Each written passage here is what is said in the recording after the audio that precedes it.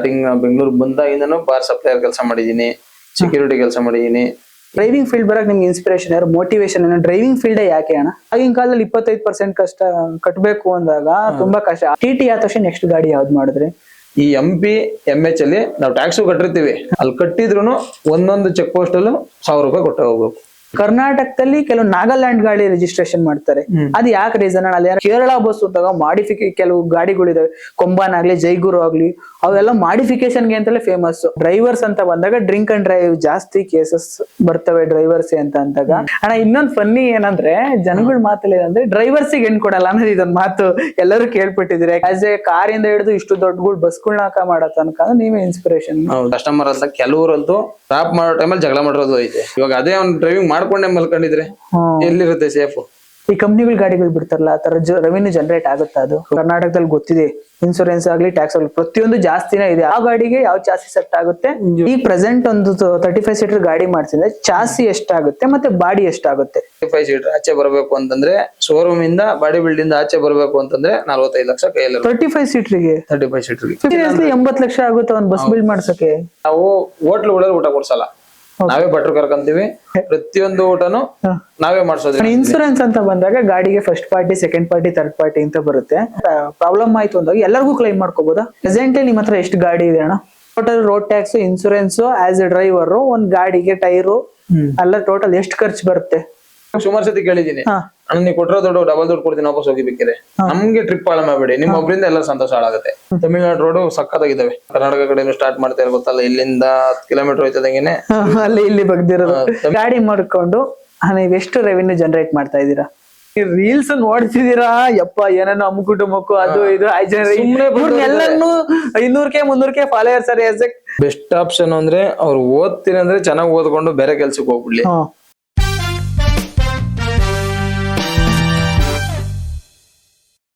ಎಲ್ರಿಗೂ ನಮಸ್ಕಾರ, ನಾನ್ ದರ್ಶನ್. ಜಸ್ಟ್ ಮಾತಲ್ಲಿ ಯೂಟ್ಯೂಬ್ ಚಾನಲ್ಗೆ ಸ್ವಾಗತ. ನಾವ್ ಇವತ್ತಿರೋದು 90 ಸ್ಟುಡಿಯೋಸ್ ಅಲ್ಲಿ. ಜಸ್ಟ್ ಮಾತಾಡಕ್ಕೆ ನಮ್ ಜೊತೆ ಇದ್ದಾರೆ ಬಜರಂಗಿ ಗಿರಿಯಣ್ಣ. ಮೊದ್ಲಿಗೆ ಸ್ಟುಡಿಯೋಗೆ ಸ್ವಾಗತ ಗಿರಿಯಣ್ಣ ಅವ್ರೆ. ನಮಸ್ಕಾರ. ಮೊದ್ಲಿಗೆ ಸಮಯ ವ್ಯರ್ಥ ಮಾಡ್ದಲೆ ನಾವು ಮೊದ್ಲು ನಿಮ್ಮ ಜರ್ನಿನ ಬಜರಂಗಿ ಟೂರ್ಸ್ ಅಂಡ್ ಟ್ರಾವೆಲ್ಸ್ ಅದು ಯಾವ ರೀತಿ ಓಪನ್ ಆಯ್ತು ಅದ್ರ ಬಗ್ಗೆ ಎಷ್ಟು ತಿಳ್ಕೊಳ್ಳೋಣ. ಮೊದ್ಲು ಇದಕ್ಕೆಲ್ಲದಕ್ಕಿಂತ ಮುಂಚೆ ನಿಮ್ ಹೆಸರು ಗಿರೀಶ್ ಮೂಲತಃ. ಆದ್ರೆ ಬಜರಂಗಿ ಗಿರಿ ಅಂತ ನಾವ್ ಎಲ್ಲೇ ಕೇಳಿದ್ರು ಬೆಂಗಳೂರು JP ನಗರ ಆಗ್ಲಿ ಜಯನಗರ ಆಗ್ಲಿ ಬಜರಂಗಿ ಗಿರಿ ಅಂತಲೇ ಫೇಮಸ್ ಆಯ್ತು. ಅಣ್ಣ ಈ ಬಜರಂಗಿ ಗಿರಿ ಅನ್ನೋದು ಯಾಕೆ ಹೆಸರು ಬಂತಣ್ಣ? ಈ ನಮ್ಮ ಮನೆದೇವ್ರು ಬಂದು ಆಂಜನೇಯ, ನಮ್ದು ಕನಕಪುರ ಹತ್ರ ಮುತ್ತತ್ತಿ ಅಂತ ಮನೆದೇವ್ರು ಇರೋದು. ಹಂಗಾಗಿ ಆಂಜನೇಯ ಅಂದ್ರೆ ಸಿಕ್ಕಾಪಟ್ಟೆ ಇಷ್ಟ ನನಗೆ. ಹಂಗಾಗಿ ನನ್ ಗಾಡಿ ಯಾವ್ದಾರು ಒಂದು ತಗೊಂಡ್ರೆ ಆಂಜನೇಯ ಬಜರಂಗಿ ಅಂತಾನೆ ಬರ್ಸ್ಬೇಕು ಅಂತ ಅನ್ಬಿಟ್ಟು ಅದಕ್ಕೆ ಬಜರಂಗಿ ಟೂರ್ಸ್ ಅಂಡ್ ಟ್ರಾವೆಲ್ಸ್ ಅಂತಲೇ ಇಟ್ಟು ಜನನು ಬಜರಂಗಿ ಗಿರಿ ಅಂತಲೇ ಟ್ರಾವೆಲ್ಸ್ ಅಂತ ಇಡಕ್ ಮುಂಚೆ ನೇಮ್ ಬೋರ್ಡರ್ ಹಿಂದಗಡೆ ಬಜರಂಗಿ ಗಿರಿ ಅಂತ ಹಾಕ್ಸ್ಕೊಂಡಿದ್ದೆ. ಹಂಗಾಗಿ ಅದೇ ಕಂಟಿನ್ಯೂ ಆಯ್ತು. ಈ ಟ್ರಾವೆಲಿಂಗ್ ಫೀಲ್ಡ್ ಬರಕ್ಕಿಂತ ಮುಂಚೆ ಅಣ್ಣ ಏನ್ ಮಾಡ್ತಾ ಇದ್ರಿ ನೀವು? ನಾವು ಈ ಟ್ರಾವೆಲಿಂಗ್ ಫೀಲ್ಡ್ ಬರಕ್ ಮುಂಚೆ ಫಸ್ಟ್ ನಂದು 10th ಫಸ್ಟ್ PU ಮುಗ್ದಿಟ್ಗೂ ನಂದು ಸಣ್ಣ ಪುಟ್ಟ ಕೆಲಸ ಅಂದ್ರೆ ಫಸ್ಟ್ PU ನೆಕ್ಸ್ಟ್ ನೀವು ಕಂಟಿನ್ಯೂ ಮಾಡ್ಲಿಲ್ಲ? ಫಸ್ಟ್ PU ಅಲ್ಲಿ ಕಂಟಿನ್ಯೂ ಮಾಡಿಲ್ಲ, ಫಸ್ಟ್ PU ಗೆ ಡ್ರಾಪ್ ಆಯ್ತು ನಂದು. ಅದಾಗಿದ್ದೆ ಸ್ಟಾರ್ಟಿಂಗ್ ಬೆಂಗಳೂರು ಬಂದಾಗಿಂದನು ಬಾರ್ ಸಪ್ಲೈಯರ್ ಕೆಲಸ ಮಾಡಿದೀನಿ, ಸೆಕ್ಯೂರಿಟಿ ಕೆಲಸ ಮಾಡಿದೀನಿ. ಈ ಮಾಮೂಲಿ ಫುಟ್ಪಾತ್ ಕಬಾಬ್ ಗಾಡಿ ಹಾಕ್ತಾರಲ್ಲ, ಕಬಾಬ್ ಗಾಡಿ, ಎಗ್ ರೈಸ್ ಈ ತರ ಎಲ್ಲ ಮಾಡಿ ಲಾಸ್ಟಿಗೆ ಈಗ ನಮ್ಮಮ್ಮ ಒಂದೊಂದ್ಸತಿ ಹೂವನ್ನು ಕಟ್ಕೊಡ್ತಿದ್ರು. ಅದನ್ನ ಕೊಂಡಗುಂಟೆ ಕ್ರಾಸ್ ಸರೌಂಡಿಂಗ್ ಅಲ್ಲಿ ಹೂವೆಲ್ಲ ಮಾರನೆ ಆ ಟೈಮಲ್ಲಿ. ಅದನ್ನೆಲ್ಲ ಬೆಂಗಳೂರಿಗೆ ಬಂದಿದ್ ಯಾವ ಇಸ್ವಿಲ್ಲ ನೀವು? ಎಷ್ಟು ವರ್ಷ ಆಯ್ತು ಬಂದ? ಆಲ್ಮೋಸ್ಟ್ ಇಲ್ಲಿಗೆ ಒಟ್ಟಲ್ಲಿ ಅದು ಇಸ್ವಿ ನೆನಪಿಲ್ಲ, ಒಟ್ಟಲ್ಲಿ 2000 ಒಂದು ನಾನು 4ನೇ ಕ್ಲಾಸ್ ಅಲ್ಲಿ ಇದ್ದಾಗ ಇಲ್ಲಿಗೆ ಬಂದಿದ್ದು. ಅಂದ್ರೆ ನನ್ಗೆ ಇವಾಗ 25 ವರ್ಷ ಆಗಿದೆ. 25 ವರ್ಷ ಮೇಲೆ ಆಗಿದೆ, 25 ವರ್ಷ ಅಂತ ಆಗಿದೆ. ಆಮೇಲೆ ಡ್ರೈವಿಂಗ್ ಫೀಲ್ಡ್ ಅನ್ನೋದು ಬಂದಾಗ ಡ್ರೈವಿಂಗ್ ಫೀಲ್ಡ್ ಬರಕ್ ನಿಮ್ಗೆ ಇನ್ಸ್ಪಿರೇಷನ್ ಯಾರು, ಮೋಟಿವೇಶನ್ ಏನು? ಡ್ರೈವಿಂಗ್ ಫೀಲ್ಡ್ ಯಾಕೆ ಅಣ್ಣ? ನಾನು ಹೇಳಿದ್ನಲ್ಲ, ಇವಾಗ ಇಷ್ಟೆಲ್ಲ ಕೆಲಸ ಮಾಡ್ಕೊಂಡಿದ್ದಾಗ ಇದ್ರಲ್ಲಿ ನಮ್ಮ ಮಾವನ್ ಮಗ ಒಬ್ಬ ಒಂದು ಕಾರ್ ತಗೊಂಬರನು. ಅವ್ನ ಯಾವಾಗ ಗಾಡಿ ಓಡಿಸೋದೆಲ್ಲ ನೋಡಿ ನೋಡಿ ನಮಗೂ ಕಲಿಬೇಕು ಅಂತ ಒಂದು ಇಂಟ್ರೆಸ್ಟ್ ಬರುತ್ತಲ್ಲ. ಹಂಗಾಗಿ ಒಂದು ಕಾರ್ ತಗೊಂಡವನೆ, ನಾನು ಓಡಿಸ್ಬೇಕು, ಇದ್ರಲ್ಲಿ ಏನೋ ಒಂಥರ ಚೆನ್ನಾಗಿದೆ ಅನ್ನೋ ಒಂದು ಐಡಿಯಾ ಬಂತು, ಇಂಟ್ರೆಸ್ಟ್ ಬಂತು ಜಾಸ್ತಿ, ಅದನ್ನೇ ಕಲಿಬೇಕು. ನಿಮ್ಮ ಮಾವ ಮಗ ಕಾರ್ ತಂದ್ಮೇಲೆ ನಿಮಗೆ ಅನ್ಸಿದ್ದು ಡ್ರೈವಿಂಗ್ ಫೀಲ್ಡ್ ಬರ್ಬೇಕು, ಅದೆಲ್ಲ ಕೆಲಸದಲ್ಲಿ ಫ್ಯೂಚರ್ ಎಲ್ಲ ಒಂದು ಡ್ರೈವಿಂಗ್ ಫೀಲ್ಡ್ ಬರ್ಬೇಕು ಅಂತ ಅವಾಗ ಅನ್ಸಿದ್ದು. ಕಲ್ತ್ರೆ ಕಾರ್ನೇ ಕಲಿಬೇಕು, ಕಾರ್ ಓಡಿಸೋದ್ ಕಲಿಬೇಕು ಅಂತ ಅಂದ್ಬಿಟ್ಟು ಅವಾಗ ನಮ್ಮ ಮಾವನ್ ಮಗನ ಜೊತೆಲೂ ಕಲ್ತ್ಕೊಂಡೆ. ಹಂಗೆ ಸಣ್ಣ ಪುಟ್ಟ ಮತ್ತೆ ಕಾರ್ ಕ್ಲೀನಿಂಗ್ ಕೆಲ್ಸಕ್ಕೆ ಹೋಗಾನೆ. ಕಾರ್ ಕ್ಲೀನಿಂಗ್ ಕೆಲ್ಸಕ್ಕೆ ಹೋದಾಗ ಹಿಂದೆ ರಿವರ್ಸ್ ಹಾಕೋದು, ಮುಂದಕ್ಕೆ ಹೋಗೋದು, ಇಷ್ಟರಲ್ಲೇ ನಾನು ಗಾಡಿ ಕಲ್ತಿರೋದು. ಹಿಂಗೆಲ್ಲ ಮಾಡಿ ಗಾಡಿ ಕಲ್ತು ಆಮೇಲೆ ಯಾವ್ದೋ ಒಂದು ಕ್ಯಾಬ್ ಅಂತ ಓಡ್ಸಕ್ ಹೋದೆ ಜಯನಗರದಲ್ಲಿ. ಕ್ಯಾಬ್ ಈ ಮಾಮೂಲಿ ಓಡಿಸ್ತಾರಲ್ಲ ಏರ್ಪೋರ್ಟ್. ಈಗ ಸ್ಟಾರ್ಟಿಂಗ್ ಅಲ್ಲಿ ನಾನು ಗಾಡಿ ಅಂತ ಸೇರಿದಾಗ ಇಂಡಿಕಾ ಇತ್ತು ಅವಾಗ. ಫಸ್ಟ್ ಕ್ಯಾಬ್ ಡ್ರೈವರ್ ಆಗಿ ನೀವು ಕೆಲ್ಸಕ್ಕೆ ಸೇರ್ಕೊಂಡ್ರಿ. ಒಟ್ಟು ಟೂರ್ಸ್ ಅಂಡ್ ಟ್ರಾವೆಲ್ಸ್ ಆಚೆನೆ ಎಲ್ಲ ಟೂರಿಸ್ಟ್ ಗಾಡಿನೇ ಅದು. ಬಟ್ ಈ ತರ ಲೋಕಲ್ಸ್ ಅಲ್ಲಿ ಹೊಡಿತಿರ್ಲಿಲ್ಲ, ಏರ್ಪೋರ್ಟ್ ಡ್ಯೂಟಿ ಅದೆಲ್ಲ ಮಾಡ್ತಿದ್ವಿ. ಊಬರ್ ಈ ತರ ಇರ್ಲಿಲ್ಲ ಅವಾಗ, ಇರ್ಲಿಲ್ಲ ನಾವಿದ್ದಾಗ ಇಂಡಿಕಾ ಕಲ್ತಾಗ ಊಬರ್ ಇರ್ಲಿಲ್ಲ. ಬಟ್ ಏರ್ಪೋರ್ಟ್ ಡ್ಯೂಟಿಗಳೆಲ್ಲ ಮಾಡ್ತಾ ಇದ್ರಿ. ಏರ್ಪೋರ್ಟ್ ಸಿಟಿ ಟ್ಯಾಕ್ಸಿ ಅಂತ ಮಾಡೋದು. ಅದಾದ್ಮೇಲೆ ಕಾರಿನ ನೆಕ್ಸ್ಟ್ ಯಾವ ಗಾಡಿ ಶಿಫ್ಟ್ ಆದ್ರಿ? ಕಾರ್ ಆದ್ಮೇಲೆ ಒಟ್ಟು 4 ವರ್ಷ ಅದೇ ಗಾಡಿಗಳು, ಎಲ್ಲಾ ಗಾಡಿಗಳನ್ನ ಓಡಿಸ್ತಿದ್ದೆ. ಕಾರ್ 4 ಸೀಟರ್ ಫ್ರೆಂಡ್ಸ್ ಎಲ್ಲ ನನ್ ಜೊತೆಗೆ ಬಂದವರೆಲ್ಲ ಒಂದೊಂದ್ 2 ತಿಂಗಳು ಎಲ್ಲ ಗಾಡಿ ಓಡಿಸ್ತಾರಲ್ಲ, ಮತ್ತು ಸ್ವಂತ ಕಾರ್ ತಗೊಂಡ್ಬಿಟ್ರು. ಈಗ ಬಟ್ ನೀವು ಒಂದು ಗಾಡಿ ಮಾಡಕ್ ಎಷ್ಟು ದಿವಸ ಸ್ಟ್ರಗಲ್ ತಗೊಂಡ್ರಿ? ನಿಮ್ ಸ್ವಂತ ಗಾಡಿ ಮಾಡಿದ್ರ ಇಲ್ಲ ಬೇರೆ ಗಾಡಿ ಎಷ್ಟು ಟೈಮ್ ತಗೊಂಡ್ರಿ ಅಣ್ಣ? ಒಂದ್ 4 ವರ್ಷ ಬೇರೆ ಗಾಡಿಗಳು ಓಡಿಸ್ತಿದ್ದೆ. ಅದಾಗಿದೆ ನೆಕ್ಸ್ಟ್ ನಾನು ಒಂದ್ ಗಾಡಿ ತಗೊಬೇಕು ಅಂತ ಆಸೆ ಬಂತು. ಅದೇ ಫಸ್ಟ್ ನಾನ್ ತಗೊಂಡಿದ್ದು ನಂದು ಇಟಿಯೋಸ್ ಕಾರ್ ಬಂತು. GD ಇಟಿಯೋಸ್ ಟೊಯೋಟಾ, ಅದು ಮೈಲೇಜ್ ಏನೋ ಚೆನ್ನಾಗಿ ಬರುತ್ತೆ ಅಂತ. ಅವಾಗ ಓಲಾ ಬರಲ್ಲ. ಬಟ್ ಆ ಗಾಡಿ ಹೆಂಗ್ ತಗೊಂಡ್ರಿ? ಫುಲ್ ಕ್ಯಾಶ್ ಅಲ್ಲಿ ತಗೊಂಡ್ರ, EMI ತಗೊಂಡ್ರ? ಗಾಡಿ ತಗೋಣ ಕಷ್ಟ, ಅದ್ರಿಂದ ಇರೋ ಕಷ್ಟ ಏನಣ್ಣ? ಅವಾಗ ಒಂದ್ ಗಾಡಿ ತಗೊಬೇಕು ಅಂತಂದ್ರೆ ಸಿಕ್ಕಾಪಟ್ಟೆ ಏನೋ ಒಂದು ದುಡ್ಡಾಗ್ಲಿ ಎಲ್ಲನಾಗ್ಲಿ ಹೊಂಚ್ಬೇಕು ಅಂದ್ರೆ, ಇವಾಗ ಮನೆಗ್ ನೋಡಿ ಒಂದ್ ಗಾಡಿ ಬರ್ಬೇಕು ಅಂತಂದ್ರೆ, ಒಂದ್ ಜಮೀನ್ ತಗೊಬೇಕು ಅಂತಂದ್ರೆ, ಒಂದ್ ಒಡವೆ ತಗೊಬೇಕು ಅಂತಂದ್ರೆ ಸಿಕ್ಕಾಪಟ್ಟೆ ಅದು ನಾವೇ ತಗೊಬೇಕು ಅನ್ಕೊಂಡ್ರೆ ಸಿಗಕ್ ಚಾನ್ಸ್ ಇಲ್ಲ. ಅದೇ ಬರ್ಬೇಕು. ಅದೇ ಬಂದ್ರೇನೆ ನಮ್ ಕೈಗೆ ಸೇರದಂಗೆ, ಇಲ್ಲಾಂದ್ರೆ ನಮ್ಗೆ ಸೇರಲ್ಲ. ಎಷ್ಟು ವರ್ಷದಲ್ಲಿ ನೀವು ಯಾವ ವರ್ಷದಲ್ಲಿ ಇದ್ದಾಗ ಗಾಡಿ ತಗೊಂಡಿದ್ದೆ? 2016 ನಂಗ್ ಕಾರ್ ತಗೊಂಡಿದ್ದು. ಆ ಟೈಮಲ್ಲಿ ಇನ್ನ ಯಂಗ್ಸ್ಟರ್ಸ್ ಎಂಗೇಜ್ ಅಲ್ಲೇ ಇದ್ರ ಇಲ್ಲ? ಇನ್ನ ಮದುವೆ ಎಲ್ಲ ಏನಾಗಿಲ್ಲ. 2016 ಅವಾಗ ಒಂದ್ ಕಾರ್ ತಗೊಂಡಿದ್ದು. ಅದೇ 2016 ಎಂಡಲ್ಲಿ ಟೆಂಪೋ ಟ್ರಾವೆಲರ್ ತಗೊಂಡೆ, TT. ಅದು ಕಾರ್ ತಗೊಂಡು ಎಷ್ಟು ವರ್ಷಕ್ಕೆ ತಗೊಂಡ್ರಿ TT-ನ? 8 ತಿಂಗಳಿಗೆಲ್ಲ ತಗೊಂಡೆ. ಅಷ್ಟು ಬೇಗ ಅದಕ್ಕೆ ಇನ್ವೆಸ್ಟ್ಮೆಂಟ್ ಆಗಲಿ? ಒಂದು TT ತಗೊಂತೀನಿ ಇವತ್ತಿನ ಪ್ರೆಸೆಂಟ್ ರೇಟ್ 17 ರಿಂದ 19 ಲಕ್ಷ ಒಂದು TT ಇದೆ. ಆ ಟೈಮಲ್ಲಿ ಎಷ್ಟು ಯಾವ ತರ ಅದಕ್ಕೆ ಒಂದು ಇನ್ವೆಸ್ಟ್ಮೆಂಟ್ ಎಲ್ಲ ಗಾಡಿ ತಗೋಬೇಕು ಅಂದಾಗ ಯಾವ ರೀತಿ ಅದಕ್ಕೆ ಬಂಡವಾಳ, ಫೈನಾನ್ಸ್ ಆಗ್ಲಿ ಮತ್ತೊಂದಾಗ್ಲಿ ಯಾವ ರೀತಿ ಅಡ್ಜಸ್ಟ್ ಮಾಡಿದ್ರೆ? ಇವಾಗ ಅವಾಗ ತಗೊಂಡ್ಬೇಕಾದ್ರೆ ಕಾರ್ಗೆ 1.5 ಲಕ್ಷ ಕೊಟ್ಟೆ ಡೌನ್ ಪೇಮೆಂಟ್. 1.5 ಲಕ್ಷ ಕೊಟ್ಟು ಅದಕ್ಕೆ 6 ಲಕ್ಷ ಇಂಟ್ರೆಸ್ಟ್. ಅಂದ್ರೆ ಸ್ಟಾರ್ಟಿಂಗ್ ಅಲ್ಲಿ ಹೋದಾಗ ನಮ್ಮನ್ನಂತೂ ಮಂಗ ಮಾಡಾಕಿದ್ರು. ಅಂದ್ರೆ ಇವ್ರು ಲೋನ್ ಅವರು ಜಾಸ್ತಿ ಇಂಟ್ರೆಸ್ಟ್ ಮಾಡ್ಕೊಟ್ಟಿ, ಅದ್ರ 25% ವರ್ಗೂ ಇಂಟ್ರೆಸ್ಟ್. ನಮ್ಗೆ 25% ವರ್ಗೂ ಕೊಟ್ಟಿದ್ರು. 22% ವರ್ಗೂ ಇತ್ತು. ಏನು ಮಾಡಕ್ಕಲ್ಲ, ಒಟ್ಟಲ್ಲಿ ನಮ್ ಕ್ರೇಜ್. ಈಗೆಲ್ಲ ಒಂದ್ 10%, 13%. ಈಗ 11%. ಈಗ 11-12% ಕಟ್ಟೋದೇ ನಾವು ಕಷ್ಟ ಇವತ್ತಿನ ಜನರೇಷನ್ ಅಲ್ಲಿ. 11-12% ಅದೇ ಓವರ್ ಅಂತ. ಆಗಿನ ಕಾಲದಲ್ಲಿ ದುಡ್ಡಿಗೆ ಹೆವಿ ಬೆಲೆ ಇತ್ತು. ಆಗಿನ ಕಾಲದಲ್ಲಿ 25% ಕಷ್ಟ ಕಟ್ಬೇಕು ಅಂದಾಗ ತುಂಬಾ ಕಷ್ಟ. ಅದಾದ ತಕ್ಷಣ ನೀವು ಆಲ್ಮೋಸ್ಟ್ TT-ನೇ ಕಾರ್ ತಗೊಂಡು 8 ತಿಂಗಳು TT ಮಾಡಿದ್ರಿಂದಾಗ TT ಫೈನಾನ್ಸ್ ಯಾವ ತರ ಅಡ್ಜಸ್ಟ್ ಮಾಡಿದ್ರಿ? ಇವಾಗ ಈ ಕಾರಲ್ಲಿ ಓನ್ ಕಮ್ ಡ್ರೈವರ್ ಅಲ್ವಾ, ಹಂಗಾಗಿ ಸ್ವಲ್ಪ ಸಂಪಾದನೆ ಆಗೋದು. ಅದನ್ನ ಸೇವಿಂಗ್ಸ್ ಮಾಡಿ ಚೀಟಿ ಗೀಟಿ ಎಲ್ಲ ಹಾಕೋಣನೆ. ಅದ್ ಹಾಕೊಳೋ ಟೈಮಲ್ಲಿ ಇವಾಗ ಇದಕ್ಕೆ TT ಕಟ್ಟಬೇಕಾಗಿತ್ತು 3 ಲಕ್ಷ ಟಾರ್ಗೆಟ್. 3 ಲಕ್ಷ ಸಂಪಾದನೆ ಮಾಡ್ಬೇಕು ಹೆಂಗಾದ್ರು ಮಾಡಿ. TT-ಗೆ 3 ಲಕ್ಷ ಎಷ್ಟು ದಿವಸ ಕಟ್ಟುವ? 3 ಲಕ್ಷ ಅಂದ್ರೆ ಡೌನ್ ಪೇಮೆಂಟ್. 3 ಲಕ್ಷ ಶೋರೂಮ್ ಎಲ್ಲ ವಿಚಾರಿಸ್ಕೊಂಡಿದ್ದೆ ಎಷ್ಟು ಕೊಡಬೇಕು, ಹಿಂಗೆ ಫ್ರೆಂಡ್ಸ್ ಎಲ್ಲ ತಗೊಳ್ಳೋರಲ್ಲ ಅವಾಗ ಹೆಂಗ್ ಕೊಡ್ಬೇಕು, ಯಾವ ತರ ಮಾಡ್ಕೊಂಡ್ರಿ, ಹೆಂಗ್ ತಗೊಂಡ್ರಿ ಅಂತೆಲ್ಲ ಕೇಳ್ಕೊಂಡೆ.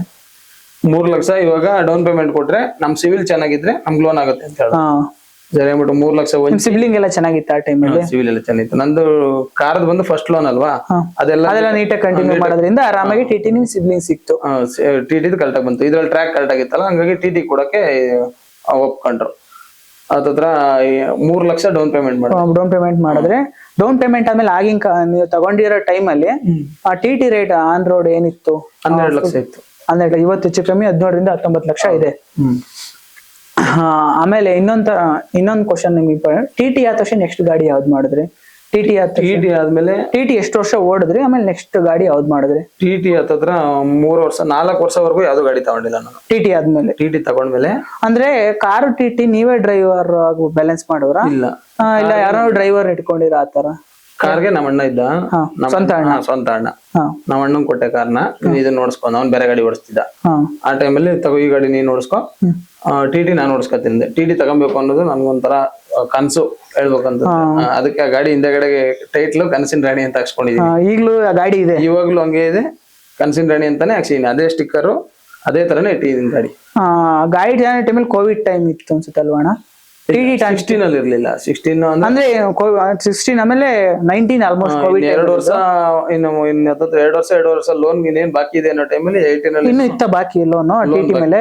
ಅವಾಗ ಬಾಕಿ ಇತ್ತು. ಕೋವಿಡ್ ಟೈಮಲ್ಲಿ ಬಂದಾಗ ಈ ಲಾಕ್ ಡೌನ್ ಇದೆಲ್ಲ ಆಯ್ತು. ಆ ಟೈಮಲ್ಲಿ ಬಾಡಿಗೆಗಳು ನಿಮ್ಗೆ ಗೊತ್ತಿದೆ, ಕ್ವಾರಂಟೈನ್ ಅದು ಇದು ಅಂದಾಗ ಬಾಡಿಗೆಗಳು ಸಿಗ್ತಿಲ್ಲ, ಟ್ರಿಪ್ಸ್ ಎಲ್ಲ ನಿರ್ಬಂಧ ಮಾಡ್ಬಿಟ್ಟಿದೆ. ಆ ಟೈಮಲ್ಲಿ ಗಾಡಿಗಳನ್ನ ಯಾವ ತರ ರನ್ ಮಾಡ್ತಿದ್ರಿ? ಒಂದ್ EMI ಕಟ್ಟಕ್ಕಾಗಲಿ ತಿಂಗಳ EMI ಬರ್ತೇವೆ ಅಂದ್ರೆ, ಒಂದ್ ಬೈಕ್ ಅಂದ್ರೆ 4-5 ಸಾವಿರ EMI ಬರುತ್ತೆ. TT ಅಂತ ಬಂದಾಗ ದೊಡ್ಡ ಅಮೌಂಟೇ ಬರುತ್ತೆ. 25,000 ಇತ್ತು ಆ ಟೈಮಿಗೆ, ಇನ್ಕ್ಲೂಡಿಂಗ್ ನಿಮ್ದೆಲ್ಲ ಮನೆ ಲೋನು. ಬರೀ ಲೋನೇ 25,000 ಇತ್ತು. ಆ ಟೈಮಲ್ಲಿ ಯಾವ ತರ ಬ್ಯಾಲೆನ್ಸ್ ಮಾಡಿದ್ರೆ? ಈ ಕೋವಿಡ್ ಟೈಮ್ ಅಂತ ಬಂದಾಗ ಈಗ ಇಲ್ಲಿ 2 ತಿಂಗಳವರೆಗೂ ನಮ್ಗೆ ನಾವು ಬಾಡಿಗೆ ಇರ್ತಿರ್ಲಿಲ್ಲ. ಒಂದು ಮಾನಿಟೋರಿಯಂ ಅಂದ್ಬಿಟ್ಟು ಇದು ಕೊಟ್ಟಿದ್ರು, ಒಂದು 6 ತಿಂಗಳು ಕಟ್ಟಂಗಿಲ್ಲ ಅಂತ ಅನ್ಬಿಟ್ಟು. ಇವರೇ ಕೊಟ್ಟಿದ್ರು, ಶೋರೂಮ್ ಕೊಟ್ಟಿದ್ರು. ಬಟ್ ಅದು ಸೇರ್ಸ್ ಕಟ್ಸ್ಕೊಂಡೆ ಆ ಟೈಮಲ್ಲಿ ಮಾತ್ರ ಇಲ್ಲ, ಕೋವಿಡ್ ಟೈಮ್ ಆದ್ಮೇಲೆ ಒಟ್ಟಿಗೆ ಕಟ್ಟಬೇಕು ಅನ್ನೋದು ಏನೋ ಇಲ್ಲ. ಅದನ್ನ ನೆಕ್ಸ್ಟ್ 4 ವರ್ಷಕ್ಕೆ ಮತ್ತೆ 6 ತಿಂಗಳು ಎಕ್ಸ್ಟ್ರಾ, 4 ವರ್ಷ ಪ್ಲಸ್ 6 ತಿಂಗಳು ಎಕ್ಸ್ಟ್ರಾ. ಇದೇನು 6 ತಿಂಗಳಿದೆ, 6 ತಿಂಗಳು ಮುಂದೆ ಕಂಟಿನ್ಯೂ ಹೋಗೋದು. ಹಂಗಾಗಿ ಅದು ಕೊಟ್ಟಿದ್ರು. ಆ ಟೈಮಲ್ಲಿ ಈಗ ಆಂಬುಲೆನ್ಸ್ಗೆಲ್ಲ ಅಟ್ಯಾಚ್ ಮಾಡೋದಲ್ಲ ಕಂಟ್ರೋಲರ್ಗಳನ್ನೆಲ್ಲ, ಆ ಟೈಮಲ್ಲಿ ನಮ್ಮ ಗಾಡಿಗಳನ್ನ ಅಟ್ಯಾಚ್ ಮಾಡಿದ್ರು. ಒಂದೇ ಗಾಡಿ ಇದ್ದಿದ್ದಲ್ವಾ, ಓನ್ ಕಮ್ ಡ್ರೈವರು. ಅವಾಗ ಎಲ್ಲಿ ಗಾಡಿ ಅಟ್ಯಾಚ್ ಮಾಡ್ಕೊಂಡು ಹತ್ತತ್ರ 2-3 ತಿಂಗಳು ಇದ್ದ ಜಾಗದಲ್ಲೇ ಇದ್ದು. ಮನೆಗೂ ಬರ್ತಾರಲ್ಲ ಈ ಕಡೆ, ಅಂದ್ರೆ ಕೊರೋನಾ ಅಂತಂದ್ರೆ ಮನೆಗೆ ಹೋದ್ರೆ ಮನೆಯವ್ರಿಗೆ ಹಚ್ಕೊಳತ್ತೆ ಅಂತ ಭಯ. ಯಾಕೆ ನೀವು ಓಡಾಡ್ತಿರ್ತೀರಿ, ಎಲ್ಲಾ ಕಡೆ ಓಡಾಡ್ತಿರ್ತೀರ. ಅದೊಂದು ನಮಗ್ ಬಂದ್ರು ಪರವಾಗಿಲ್ಲ, ಏನಾಗುತ್ತೆ ಫೇಸ್ ಮಾಡೋಣ, ಗಾಡಿಲಿ ಇರೋಣ ಮನೆಗಂತ. TT ಅಂತ ಬಂದಾಗ ರೋಡ್ ಟ್ಯಾಕ್ಸ್ ಕಟ್ಟಬೇಕಾ ಇಲ್ಲ ಒಂದೇ ಟೈಮ್ ಗಾಡಿ ತಗೊಂಡ ಟೈಮಲ್ಲಿ ಪರ್ಮನೆಂಟ್ ಕಟ್ಸ್ಕೊಂತಾರ ಅವರು? TT ಇಲ್ಲ, ರೋಡ್ ಟ್ಯಾಕ್ಸ್ ಬಂದು 3 ತಿಂಗಳಿಗೆ TTಗೂ ಕಟ್ಟಬೇಕು. ಹೌದು, ನಾವು ಬಸ್ಸಿಗೆ ಮಾತ್ರ ಕಟ್ಟಬೇಕು ಅನ್ಕೊಂಡಿದ್ದೆ. TTಗೆ ಈ ವಿಚಾರ ನನಗೆ ಗೊತ್ತಿರಲಿಲ್ಲ. TTಗೆ 3 ತಿಂಗಳಿಗೆ 5,300 ರೂಪಾಯಿ ಕಟ್ಬೇಕು. ಹತ್ತತ್ರ 5,160 ರೂಪಾಯಿನ 260 ರೂಪಾಯಿ ನೆಲ ಬರುತ್ತೆ 3 ತಿಂಗಳಿಗೆ. ಅದು ಎವ್ರಿ 3 ಮಂತ್ಸ್ ಕಟ್ಲೇಬೇಕು. ಅಣ್ಣ, ಈಗ RTO ಪೊಲೀಸ್ ಅಂತ ಬಂದಾಗ ಆಸ್ ಎ ಲಾರಿ ಡ್ರೈವರ್ಗಳು ಕೆಲವು ಪೇ ಮಾಡ್ಬೇಕಾಗುತ್ತೆ. ಅವ್ರು ಓವರ್ಲೋಡ್ ಆ ರೀಸನ್ ಇಂದ ಪೇ ಮಾಡ್ತಾರೆ. ನೀವು ಯಾವ ರೀತಿ ಪೇ ಮಾಡ್ಬೇಕಾಗುತ್ತೆ? ಇಲ್ಲ ಪೇ ಮಾಡ್ದಂಗೆ ಎಸ್ಕೇಪ್ ನಿಮ್ ಕಡೆ ತಪ್ಪಿಲ್ದಿದ್ರು ಕೆಲವು ಟೈಮ್ ಅಡ್ಡ ಹಾಕೋತಾರೆ. ಆ ಟೈಮಲ್ಲಿ ಯಾವ ತರ ಚಾಲೆಂಜಸ್ ಫೇಸ್ ಮಾಡ್ತೀರಾ? ಈಗ ಹೇಳ್ಬೇಕಂದ್ರೆ ನಮ್ ಕರ್ನಾಟಕದಲ್ಲಿ ಆಲ್ಮೋಸ್ಟ್ ನಮ್ನ ಯಾರಷ್ಟು ಕೈ ಹಾಕಲ್ಲ. ಕೈ ಹಾಕ್ತಾರೆ. ಡಾಕ್ಯುಮೆಂಟ್ ಎಲ್ಲ ಪರ್ಫೆಕ್ಟ್ ಆಗಿ ಇತ್ತು ಅಂತಂದ್ರೆ ಏನು ಕೇಳಲ್ಲ. ಕೆಲವೊಬ್ರು ನಮ್ಗೆ ಇದಕ್ಕೆ ಬೇಕೇ ಬೇಕು ಅಂದ್ಬಿಟ್ಟು 100-200 ಆತರ ಕೊಟ್ಟ ಹೋಗೋರು ಇದಾರೆ. ಕೆಲವೊಬ್ರು ಕ್ವಶನ್ ಮಾಡಿದ್ರೆ ಸರಿ ಆಯ್ತು ಹೋಗಿ ಅನ್ನೋರು ಇದಾರೆ. ಯಾಕೆ ಕೊಡ್ಬೇಕು ಅಂದಾಗ ಅವರು ಆಸ್ ಎ ಡಾಕ್ಯುಮೆಂಟ್ ಇದೆ ಯಾಕೆ ಕೊಡ್ಬೇಕು ಅಂದಾಗ ಫೇಸ್ ಮಾಡ್ಬೋದು ಹೋಗಿ ಅನ್ನೋರು ಇದಾರೆ ನಮ್ಮಲ್ಲಿ ಕರ್ನಾಟಕದಲ್ಲಿ.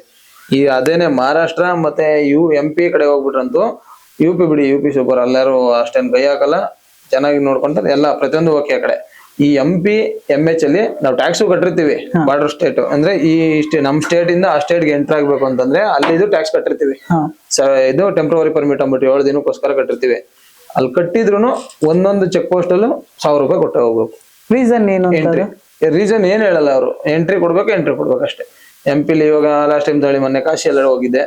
ಕಾಶಿ ಹೋಗಿದ್ದಾಗ MP ಎಂಟ್ರಿ ಆಗ್ಬೇಕಾದ್ರೆ 1,000, ಮಧ್ಯದಲ್ಲಿ ಸುಮ್ನೆ ಪೊಲೀಸರು ಅಡ್ಡಾಕೊಂಡಿರ್ತಾರೆ ಅಲ್ಲಿ 1,000, ಮತ್ತೆ ಲಾಸ್ಟ್ ಎಕ್ಸಿಟ್ ಆಗ್ಬೇಕಾದ್ರೆ 1,000. ಇದೆಲ್ಲ ಡಾಕ್ಯುಮೆಂಟ್ ಇದೆ ಆಸ್ ಎ ಕರಪ್ಷನ್ ತರ. ಇದು ಅವ್ರ ಲಂಚ ಅದೆಲ್ಲ ಆಲ್ಮೋಸ್ಟ್ ಇದು ವರ್ಕ್ ಆಗೋದು ಮಹಾರಾಷ್ಟ್ರ ಮತ್ತೆ ಮಧ್ಯಪ್ರದೇಶ.